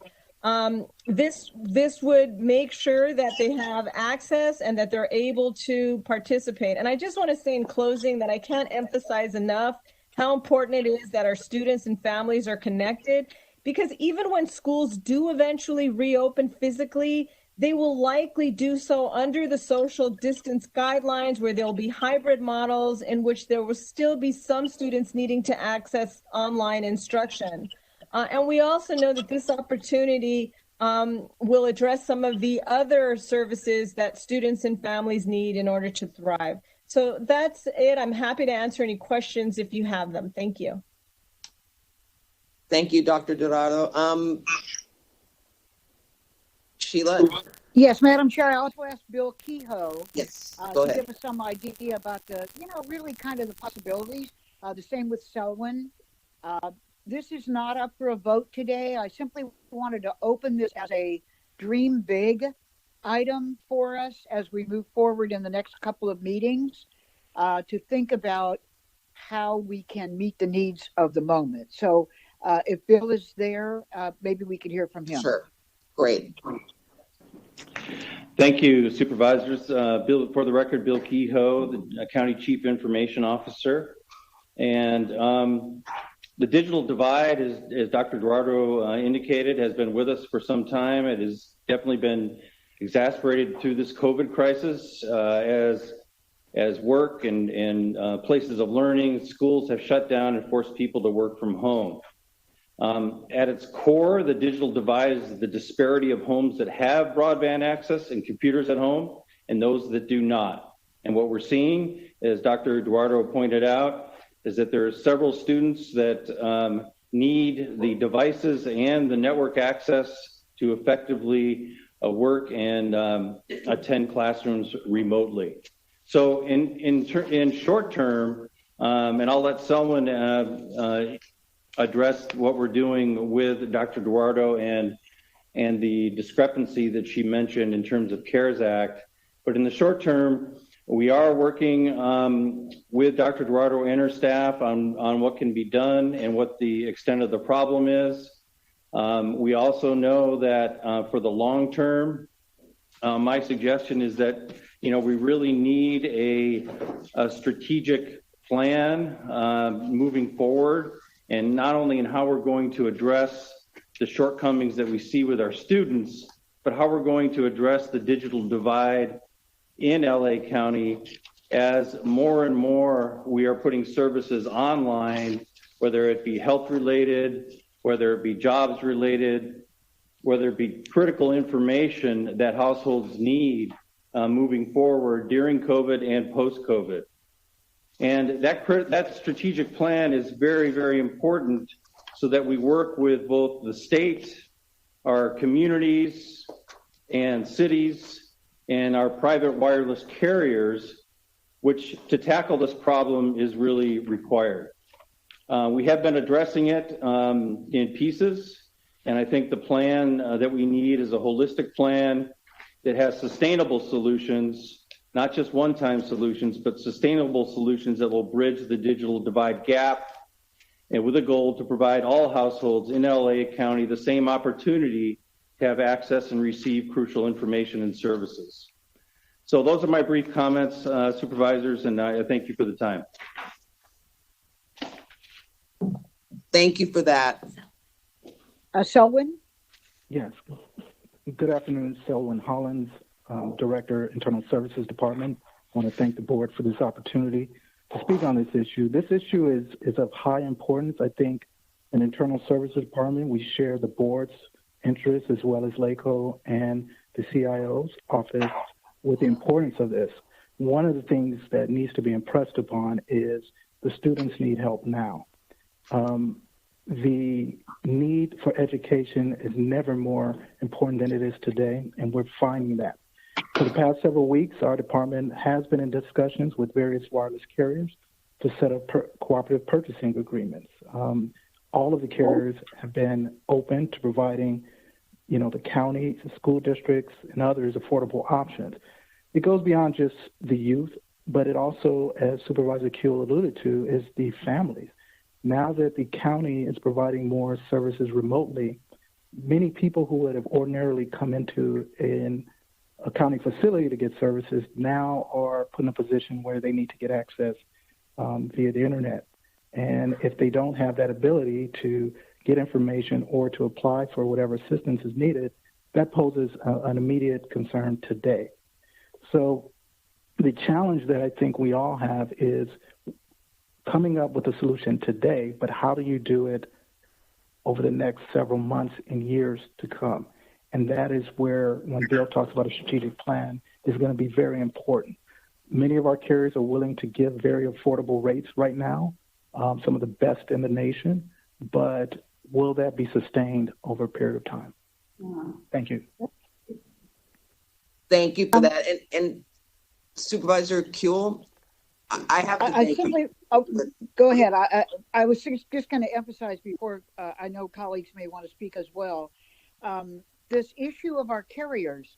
I think it would make our hair stand on end to see how much money we spend every month on our own wireless payments. And so we've got, maybe a bit of market muscle, and we might say to them that we'd like them to look at what they can do. And I think, as Selwyn and Bill indicated, they're already kind of at the table, though we need a more long-term solution, not just, the $5 a month now and it goes to $25 later. So I think there are a lot of opportunities here for us. But I don't know if any of my colleagues wanted to add in, and then I'll be happy to close. Thank you. And I just wanted to say thank you. I mean, obviously, I think all of us as a board, in one way or another, have addressed this issue. And I know this morning, as I was getting ready for work, on the news, it showed a family who's living in a mobile home park in Covina, whose children, the mother was getting calls from the school. Long story short, their internet was not reliable and was in fact preventing her children from getting an education. And Covina came in and put in a hotspot so that they could try to address it in the mobile home park, and it still didn't work. So now Covina is looking to open up their campus to allow students, and I was told that some students are sitting in their car with their parent trying to access the internet on the school grounds. There's no question that we need to invest. And it's not just financially, to your point, Supervisor Kuehl, we need to invest our power in addressing this across the board. This is the digital divide that is going to have a lasting impact on our youth if we do not do something now. And it can be in probation, it can be in any number of areas. We have an obligation, and I wholeheartedly support us moving mountains to get this done. Supervisor Solis? Yes, thank you. This is an exciting topic, I know, for me, and I want to thank our department heads. I want to thank Dr. Duardo for bringing this forward, her ideas as well, and Supervisor Kuehl, as well as Selwyn and all our partners here. This is really incredible. This pandemic has really showed us where the gaps are, and already 30 years later, when Al Gore talked about the internet, my God, we still have these vast places that have no access to the internet, and it's shameful that we had to see this come through during the pandemic.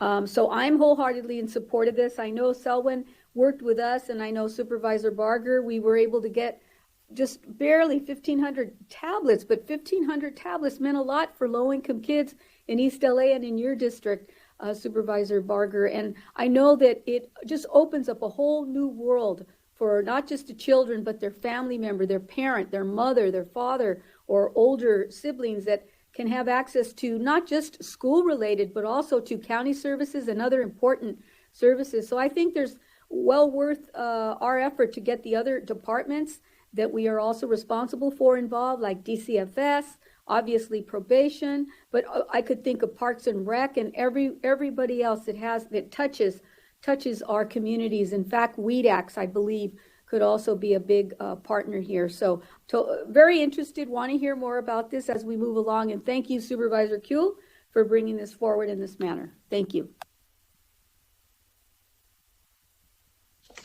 Thank you. Seeing no one else is requested to speak on this, this is a receive and file. So A1 is before us, moved by Supervisor Kuehl, seconded by Supervisor Solis to receive and file the item. We have no specials today, so we are going on with adjournments. We're going to go in order 4, 5, 1, 2, and 3. At this time, it'd be appropriate to begin with Supervisor Hahn on your adjournments. Thank you, Madam Chair. I move that when we adjourn today, we adjourn in the memory of Gregory O'Donnell. And, this one is sad. He passed away earlier, but we didn't have a meeting to adjourn for him. So Greg was the stepfather to Long Beach Mayor Robert Garcia. And you might have remembered that he and his wife, Gabby, Robert's mom, both contracted COVID-19 and were in the hospital together. She passed first. And the day after her funeral services, Greg passed away. So the mayor of Long Beach, besides leading his city through this pandemic, had to deal with the personal loss of both his mother and his stepfather. So Greg was, in 1987, Greg, along with his brothers, established O'Donnell Overhead Door, which he served as president for the next 33 years until the time of his passing.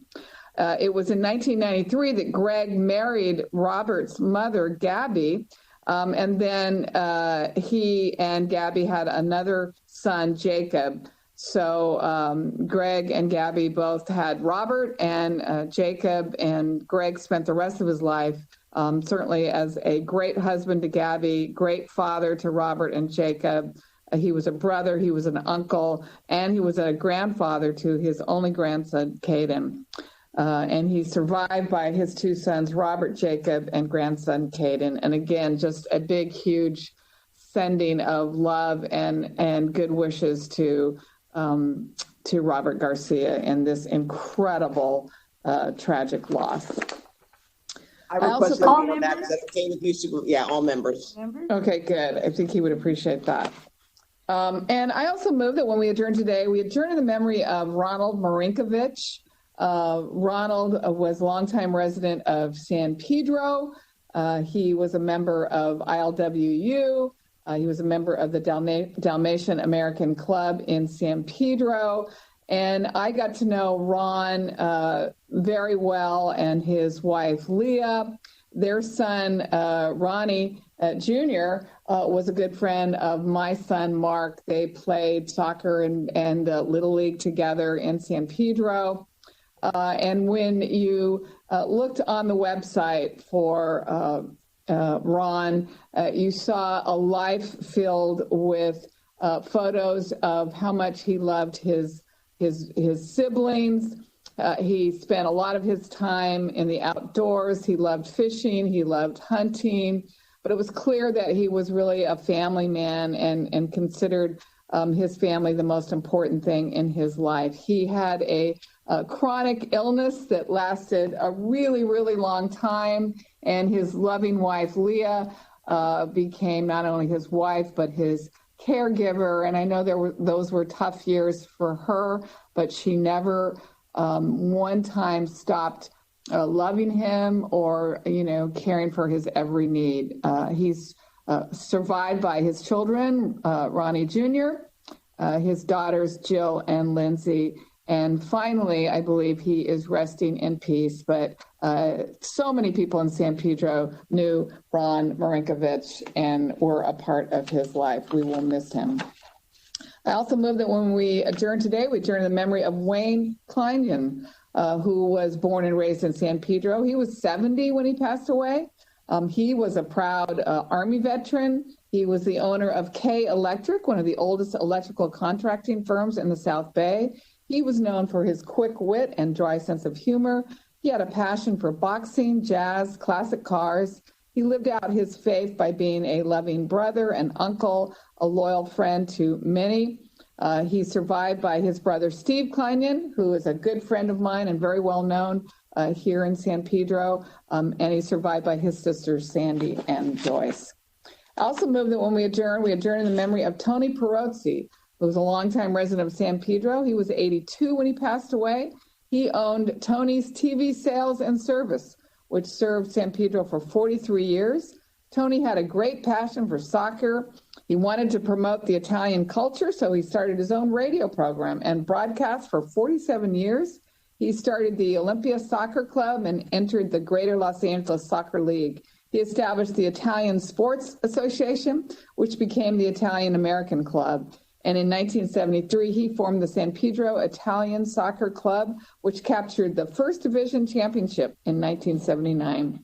Tony is survived by his wife, Philomena, his son, who's a Los Angeles Harbor Commissioner, Anthony Perozzi, and his other children, Jerry, Dominic, and Amy, 8 grandchildren and 6 great children. He was really a part of the fabric of the life of so many here in San Pedro.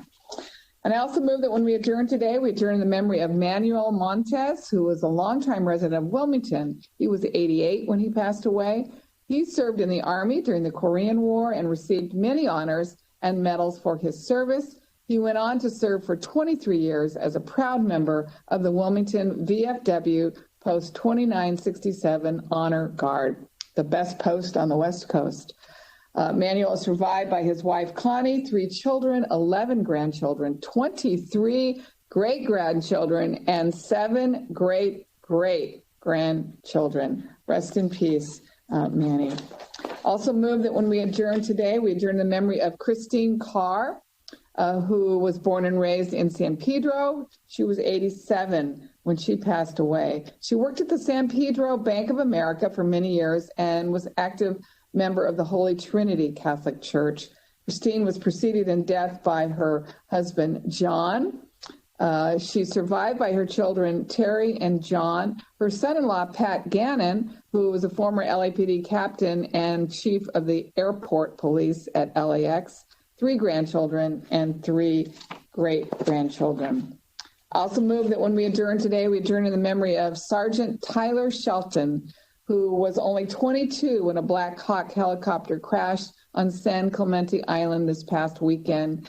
Shelton enlisted in 2016, was deployed to Afghanistan, but was a Black Hawk helicopter repairer at the time of his death. His awards include the Army Good Conduct Medal and the Afghanistan Campaign Medal. He will receive the Meritorious Service Medal posthumously. And then there was another sergeant that was killed in the same accident. It was Staff Sergeant Vincent Marquetta, who was only 33, and he was on that Black Hawk helicopter when it crashed on the San Clemente Island this past weekend. He enlisted in 2011 and was deployed to both Afghanistan and Iraq. His awards include the Distinguished Flying Cross and Air Medal, and he will also receive the Meritorious Service Medal posthumously. Those are all mine. When it comes time for the 2nd District, I'll read in marks. Thank you, Madam Chair. Thank you. I move that today, when we adjourn, we do so in memory of Harut Bastigian, an Army veteran and brother of my Chief Deputy, Anna Maradian, who passed away yesterday at the age of 54 after battling several health issues affecting his heart, kidneys, and liver. Art, as he was affectionately known, migrated to the United States in 1980 with his parents and sister. After leaving Armenia, which was under Soviet communist regime, he was determined to achieve the American dream through education and hard work. He grew up in Hollywood in what is now known as Little Armenia, attending LeConte Junior High and Hollywood High School.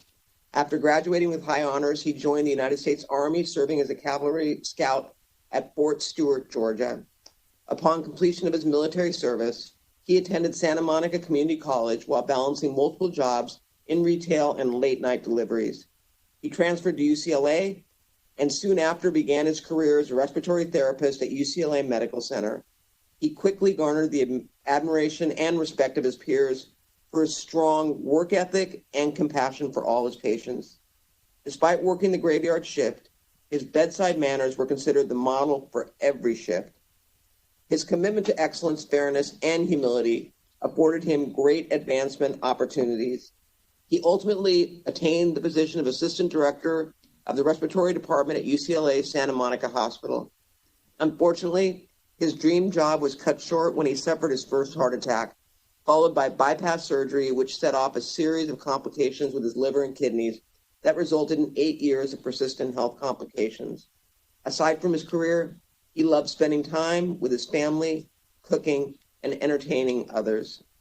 Art is survived by his wife, Ovasana, son George, daughter Georgette, mother Elizabeth, sister Anna, brother-in-law Sarkis, and his niece Natalie. Also, I move that we adjourn in memory Can we put all members on that, Madam Chair? Yes, thank you very much, Supervisor Anna, Poole. I think so, sure. Thank you. I also move that we adjourn today in memory of Anthony Johnson, the beloved nephew of my Assistant Chief Deputy, Rick Velasquez, who tragically passed away in an accident on August 16th at the age of 21. He enlisted in the United States Marine Corps in 2017 and was stationed in Yuma, Arizona. He liked going to the beach and off-roading with his friends. Anthony constantly laughed and told jokes and enjoyed spending time with his family and siblings. He's remembered for his infectious laugh and desire to enjoy life to the fullest. Anthony survived by his parents, Lisa and Dave Johnson, his sisters, Sydney, Elisa, Emma, brothers Eric, Philip, and Francisco, and many friends and family. I would also like to extend my deepest condolences to Rick and his family during this difficult time. Also, that we adjourn in memory of Philip Joseph Altieri Sr., an Army veteran who died January 25th at the age of 89. Philip joined the United States Army and served in the Korean War. After his service, he married his high school sweetheart, and together they moved to the Antelope Valley to raise 5 kids. Philip retired in 1989 after working as an instrumentation specialist at Edwards Air Force Base for 33 years. Philip was active in the community. He volunteered at Antelope Valley Hospital for 25 years. He also coached Colt League, youth football, and Little League. He's survived by his brother, Joe Altieri, his children, Nick, Philip, Chris, Connie, Bearden, and their spouses, 8 grandchildren, 4 great-grandchildren, and nieces and nephew. Also, that we adjourn in memory of Douglas Leroy Hadsell, a resident of Pasadena who passed away on August 1st, 2020 at the age of 79. He studied work in Stockholm in the 60s and lived in Bolivia while researching its revolution for his dissertation in the 70s. Douglas was a beloved storyteller, dancer, avid Star Trek fan, and loved to debate in the name of social and economic justice. He marched in Pasadena's Judah Parade for nearly 2 decades. Douglas is survived by his partner of nearly 53 years, Barbara, his former wife, Judy, daughters Christina and Monica, and his grandchildren, Finn, Blix, Egan, and Zine. Now, Supervisor Kuehl would like to join me to say a few words. Doug was such an amazing guy, very, very imaginative, and just made everybody laugh. I knew him because his wife Barbara is Dan Stormer's law partner, and they brought a number of civil rights, very, very important civil rights issues to the courts. So I wanted to join, if I may, in this adjournment. Thank you, Madam Chair. Absolutely. Thank you, Supervisor Kuehl. And I'd like to adjourn in memory of Janelle Marie Ignowitz, an Antelope Valley resident who died on July 20th at the age of 48. She held a BA in Communication and California teaching credential. She served as a teacher at Highland High School for 20 years. Janelle loved to travel, enjoyed international dance classes, and held a black belt in Kung Fu Sansu. Janelle is survived by her mother, Ann Pritz, and sister, Amy Wong.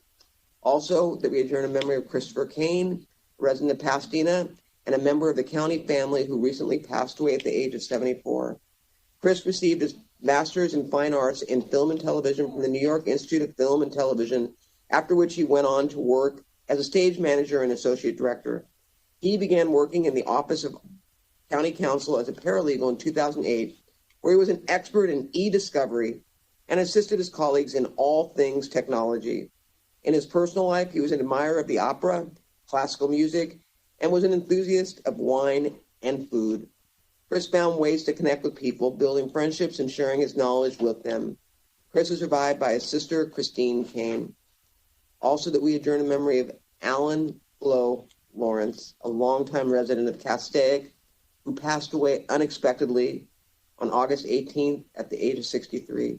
He grew up in Philadelphia and attended George Washington University in Washington, D.C., where he majored in journalism and American literature. He was the president and founder of PeopleHunter.com, an investigative firm that helped victims seek justice. He was president of the Castaic Lions Club and a past president of the Castaic Area Town Council. His largest annual Lions Club event was the Santa Clarita Valley Senior Center Thanksgiving Dinner, which treated hundreds of local seniors for a free feast donated by the local restaurants. I want to personally acknowledge how instrumental Flo was in keeping the residents of Castaic's needs front and center for this office prior to me being elected and after I was elected. He truly was an amazing man. He is survived by his wife and 2 sons. Also, Roberta Veloz, a longtime resident of Santa Clarita. She attended Whittier College, earning a degree in biology, and became a medical technician at Huntington Memorial Hospital. She focused on raising her children as a full-time homemaker, but went back to work in 1977 to help her husband run Aquafine Corporation. They relocated their family and business to Santa Clarita the same year. She fully acquired Aquafine in 1992, and under her leadership, it became recognized as a world leader in ultraviolet water disinfection. She sold Aquafine in 2005 and made a generous $3 million donation to Henry Mayo Newhall Hospital to create a new cardiac cath lab, which bears her name. She was Santa Clarita's Woman of the Year in 1998 and 1999. She received the College of the Canyon Foundation Silver Spur Award for her philanthropy and dedication to her community. She is survived by her 2 sons and her sister and brother. And last, I move that the Board of Supervisors adjourn in memory of the following individuals who were identified as indigent veterans by the Los Angeles County Medical Examiner and were subsequently buried with dignity and honor at Riverside National Cemetery in the last month. Donald Lewis Amtman, Air Force; Clarence Robert Carlson, Marine Corps; Frank Conlon, Air Force; Daniel Corson, Army; Clarence Davis Jr., Marine Corps; Miles Ferguson, Navy; Robert Guilford Jr., Navy; Patrick Jacob Hahn, Navy; Reginald Hood, Navy; Ted Johnson, Army; Albert Ronald Caston, Marine Corps; Robert Richard Kelly, Army; Mundigus Jonas Masilius, Army; Luis Mendoza, Air Force; Gus Rogers Jr., Army; Andrew Ross, Army; Timothy Robert Rusk, Army; Gordon Schultz, Army; Larry Simmons, Air Force; Bruce Washington, Air Force. May their contributions and sacrifices in service to our country never be forgotten. Thank you. Supervisor Solis? Yes, thank you, Madam Chair. I move that when we adjourn today, we adjourn in the memory of Marco A. Barranco. Lance Corporal Marco A. Barranco, a United States Marine, passed away at the age of 21. He graduated from Montebello High School and was a longtime member of the community and surrounding areas. Lance Corporal Barranco spent 2 years in the Marines and served as a rifleman. He was assigned to Bravo Company, Battalion Landing Team, 1st Battalion, 4th Marines, 1st Marine Division, 15 Marine Expeditionary Unit out of Camp Pendleton. He, along with 8 other Marines and 1 sailor, died in an assault amphibious vehicle mishap off the coast of San Clemente Island on July 30th of this year. Lance Corporal Barranco was awarded the Global War on Terror Service Medal, Armed Forces Service Medal, and National Defense Medal. He had been laid to rest on August 29th of this year at the Los Angeles National Cemetery. For his service to our country, community, and family, he will be remembered for his big heart, his strong work ethic, and his unwavering sense of service. He is survived by his mother, Guadalupe Garcia, his father, Marco Barranco, and his 2 sisters, Catherine Barranco and Selma Barranco, and a host of extended family members and friends who will miss him dearly. I also move that when we adjourn today, we adjourn in the memory of Grace Montañez Davis. She was the first Mexican-American woman to serve as deputy mayor of the city of Los Angeles, a longtime leader on the east side of Los Angeles. Grace Davis was a trailblazer and led the way for many to follow in her footsteps. At a time when few women were in politics and government, Deputy Mayor Davis spent more than 15 years serving and learning the ins and outs of city government, establishing herself as a formidable force who gets things done. She was a leader and activist within the Latino community, from helping elect the first Latino to the Los Angeles City Council since the 19th century, to protesting the Vietnam War during the Chicano moratorium in East Los Angeles, to picketing with farm workers during the Delano grape strike. Grace Montañez Davis was there when it mattered the most. She also mentored and pushed for more Latinos to enter public service and to run for elected office. She was very often the only woman in a large group of men, but Grace stood tall and became an example to women and marginalized people everywhere. She will forever be remembered for her courage and her lifelong public service. She is survived by her 3 children, Deidre, Allison, and Alfred, and 2 grandchildren. I move that when we adjourn today, we adjourn in the memory of Santos Pablo Villalobos. Mr. Santos Pablo Villalobos was born on January 24th in 1954 in a small town of Expacla in the state of Guerrero, Mexico. He immigrated to the United States in the late 70s and worked as a garment worker across Los Angeles for over 30 years before working as a street vendor across the street from the LAC-USC Medical Center. Due to his humbleness and kindness, he was very well liked and appreciated by the LAC-USC staff. After contracting COVID-19, the same doctors and nurses that greeted him and purchased some of his products were the ones that treated him while he was hospitalized at LAC-USC.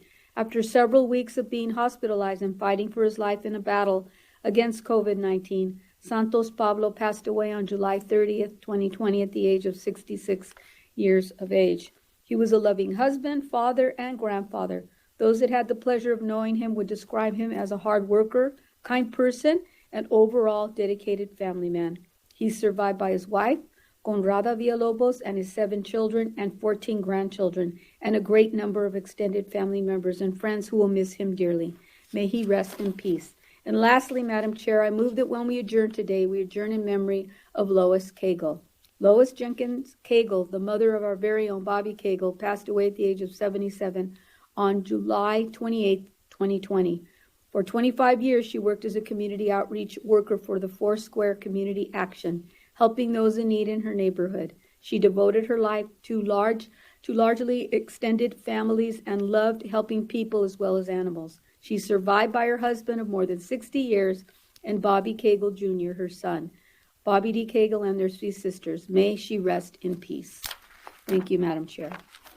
Can we Thank do all you. members on that one? Yes, Sure. please. Sure. Thank you, Madam Chair. Thank you. And then Supervisor Hahn, Supervisor Lee Thomas said you're Yes. going to do his adjournment? Yes. Thank you, Madam Chair.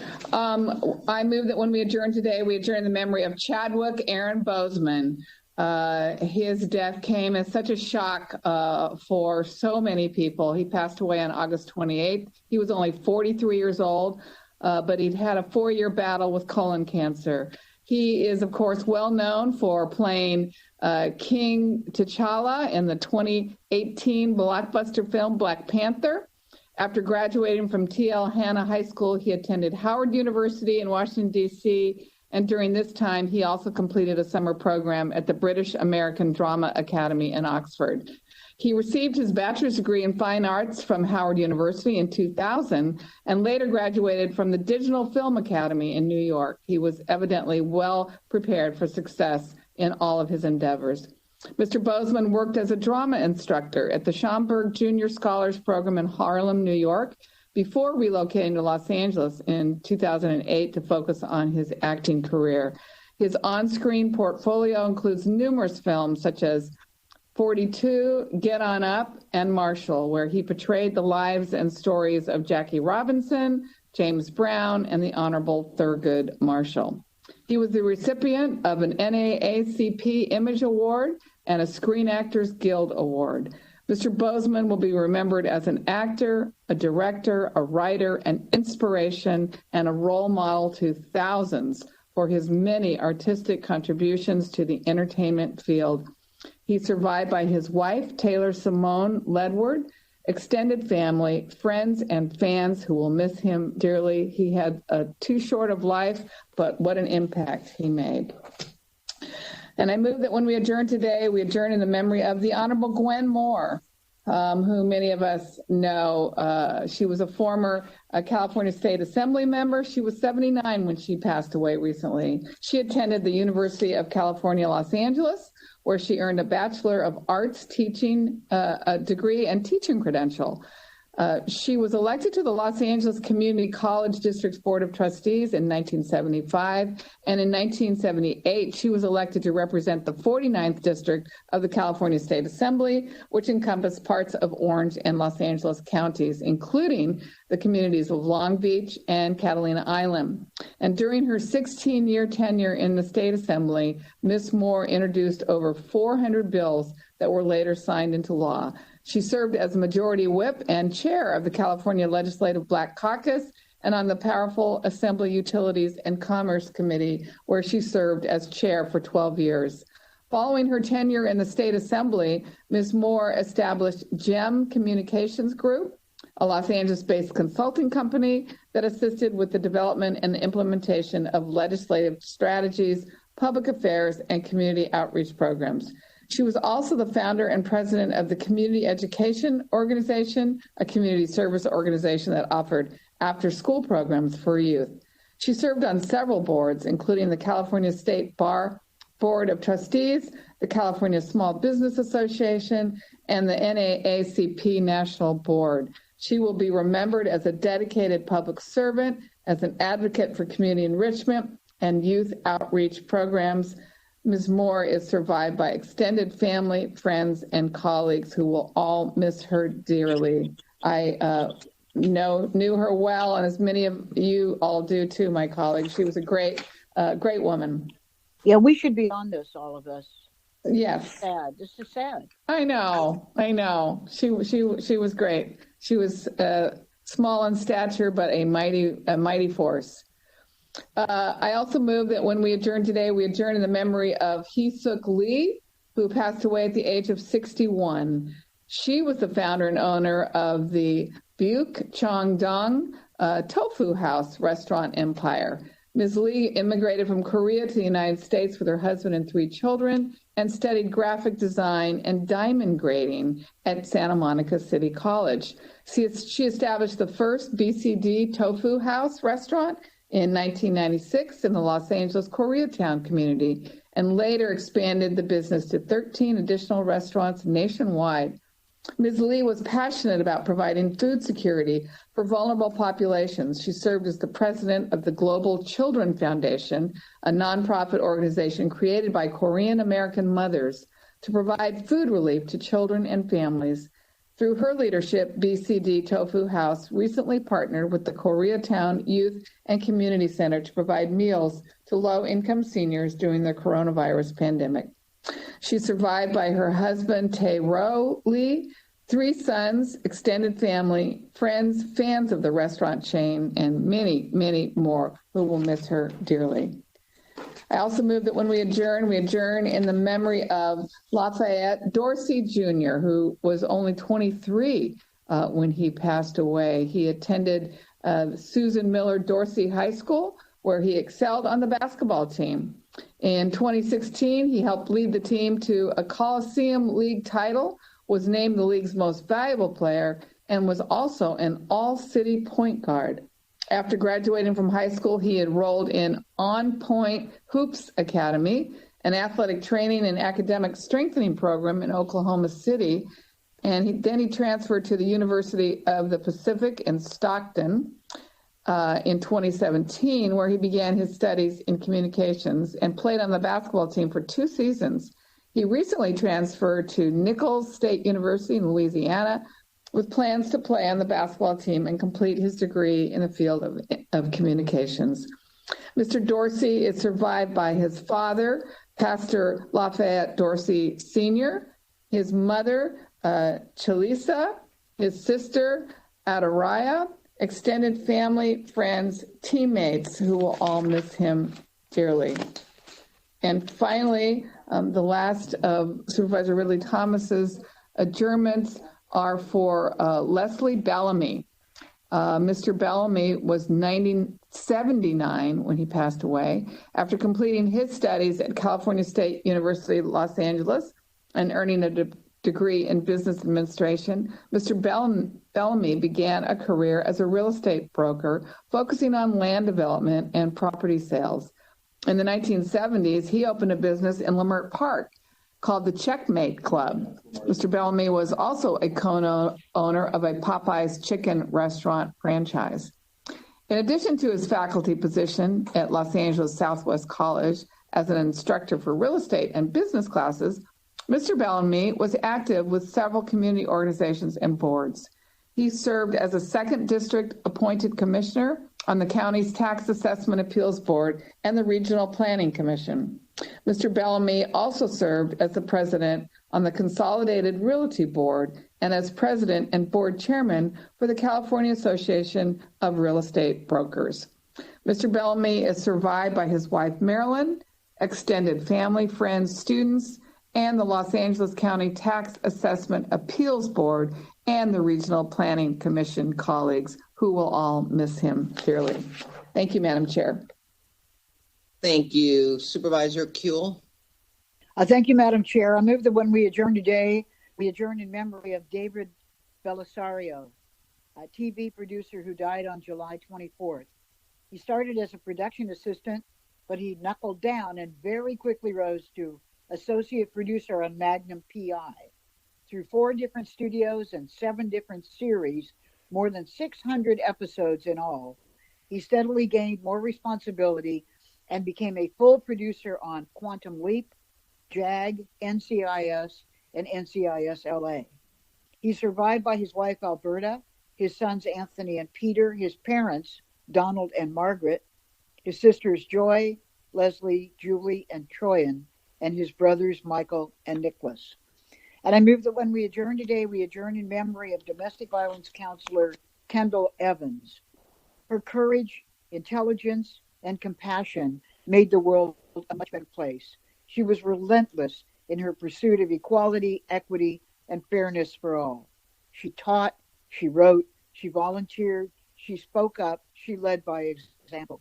She insisted that intimate partner violence needed to be addressed holistically and provided counseling and training for other counselors for both survivors and those who caused harm to their intimate partners. She taught her colleagues on the Domestic Violence Council about attachment theory and to approach the work with an open mind. Kendall was awarded the Domestic Violence Council's Betty Fisher Award last October. She's survived by her son, Benjamin. And I move that when we adjourn today, we adjourn in memory of Marjorie Fassman, a philanthropist, volunteer, artist, and writer. In 1950, she was one of the founders of Leo Beck Temple with her first husband, Morris Fazer, and several other LA families. She was a generous supporter of many local institutions, including the LA Music Center, the LA Philharmonic, the Hollywood Bowl, Griffith Park Zoo, KCET, the UCLA School of Music, the LA Conservancy, and the Venice Family Clinic. She's survived by her daughters, Faye and Betty, and her stepdaughter, Bunny. And I move that when we adjourn today, we adjourn in memory of attorney Alan Friedenthal. After completing a clerkship in Washington, D.C., he came back to the Sacramento Valley to practice law, eventually became a Superior Court commissioner, and was not able to participate in partisan politics. But when he retired from the Superior Court, he joined Action Democrats and expressed an interest in getting more involved politically. He was encouraged to run for recording secretary and was elected by acclamation. He was on the board of directors of the Shakespeare Center of Los Angeles and was active in the Constitutional Rights Foundation, the Society of Professionals in Dispute Resolution, and the Anti-Defamation League. He's survived by his wife, Steph. And I move that when we adjourn today, we adjourn in memory of Julio Gostinsky, who died on August 7th. A native of Peru, he began working at the Griffith Park Carousel as a teenager and became so devoted to it that the owner eventually made him a co-owner. His journey and close bond with the carousel's late owner, Warren Daisy, became part of a film called Julio's Dream. For the 30 years he operated the attraction, his kindness and humor helped make countless memory for visitors to our 100-year-old merry-go-round. He's survived by his sister, Annalise. And I move that when we adjourn today, we adjourn in memory of Dorothy Dodie Haight, who graduated from Stanford in the class of 1950. In 52, she met and married Bill Haight, managing partner of Haight Brown and Bonesteel. She served as the firm's interior designer, which inspired her to decorate over 75 homes. She was dedicated to her community, serving as president of the Junior League of Los Angeles, president of Las Madrinas, president of Holly Grove Home for Children, and on the boards of the Salvation Army, the Stanford Alumni Association, the United Way, the Volunteer Bureau, the Children's Bureau, and Marlborough School. She and Bill funded multiple scholarships at Stanford and also funded the Hillary Haight Audiovisual Center at Marlborough School in memory of their daughter. In 2000, Dodie was honored by the Junior League of LA with their Spirit of Volunteerism Award, and in 2004, she was honored as Marlborough School's Woman of the Year. She's survived by her son Fulton and her daughters Maureen and Tallis. And I move that when we adjourn today, we adjourn in memory of Lane Hirabayashi, one of the nation's leading scholars on the incarceration of Japanese Americans during World War II. He was the son of concentration camp survivors and taught at San Francisco State University, the University of Colorado at Boulder, UC Riverside, and UCLA.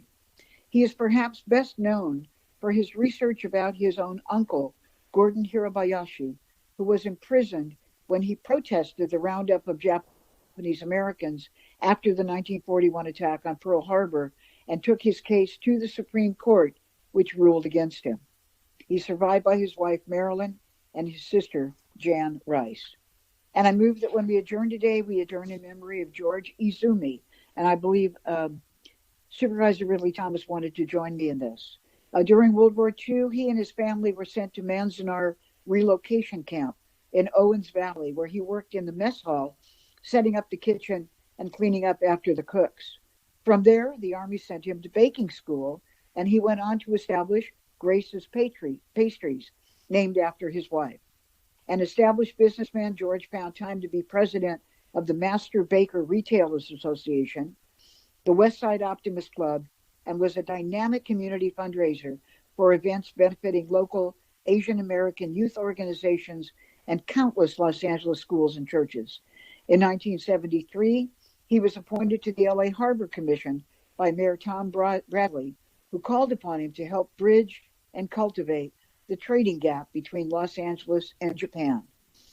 He's survived by his sons Grayson and Garrett, his daughters Glenda and Janelle, and his brother Nobuo. And I move that when we adjourn today, we adjourn in memory of Mike King, who was the father of my staffer, Shelby King. Mike started working at New Way Auto Parts, an auto recycling yard purchased in 1962 by his father and grandfather when he was 7, and he continued working there throughout his entire life. He became an expert in cars and auto recycling, managing the business with ease. He was also an avid outdoorsman. He loved hiking, cycling, fly fishing, camping, canoeing, and windsurfing, and especially loved visiting our national parks, his favorite being Yellowstone, and he would ride his bike through Saguaro National Park East on the weekends. He's survived by his wife, Becky, his daughter, Shelby, his mother, Gail, and his sister, Deborah. And I move that when we adjourn today, we adjourn in memory of composer Paul Riel, a composer of classical music. His vast body of work includes music for every musical instrument. A professional pianist himself, he wrote countless solo keyboard pieces. He was also a professor emeritus in the music department at UCLA and taught there from 1969 to 2004. He's survived by his wife, Claire. And I move that when we adjourn today, we adjourn in memory of Sumner Redstone, media mogul, who died on August 11th. He transformed a family-owned drive-in theater company into a global media portfolio. And over the years, he assembled one of America's leading entertainment companies, now called Viacom CBS, which boasts CBS, Comedy Central, MTV, Nickelodeon, BET, Showtime, the Simon & Schuster Book Publishers, and Paramount Pictures Movie Studio. He also contributed more than $150 million to various institutions, universities, and causes, including Massachusetts General Hospital, USC Keck School of Medicine, Cedars-Sinai Medical Center, Harvard Law School, Cambodian Children's Fund, and the Global Poverty Project, among others. He's survived by his daughter Sherry and his son Brent. And I move that when we adjourn today, we adjourn in memory of Hollywood Foreign Press Association President Lorenzo Soria, who was born in Argentina and raised in Italy. He moved to LA in 1982, where he covered Hollywood, as well as politics, technology, and other subjects for the Italian publication L'Espresso and La Stampa. He became a member of the Hollywood Foreign Press Association in 1989 and served in the administration for more than 25 years, previously serving as president of the organization from 2003 to 2005 and 2015 to 2017 before being reelected in June. And I move that when we adjourn today, we adjourn in memory of Arnold Spielberg, who died at the age of 103. The father of director Steven Spielberg, he was a computer pioneer whose work was actually instrumental in the development of personal computers.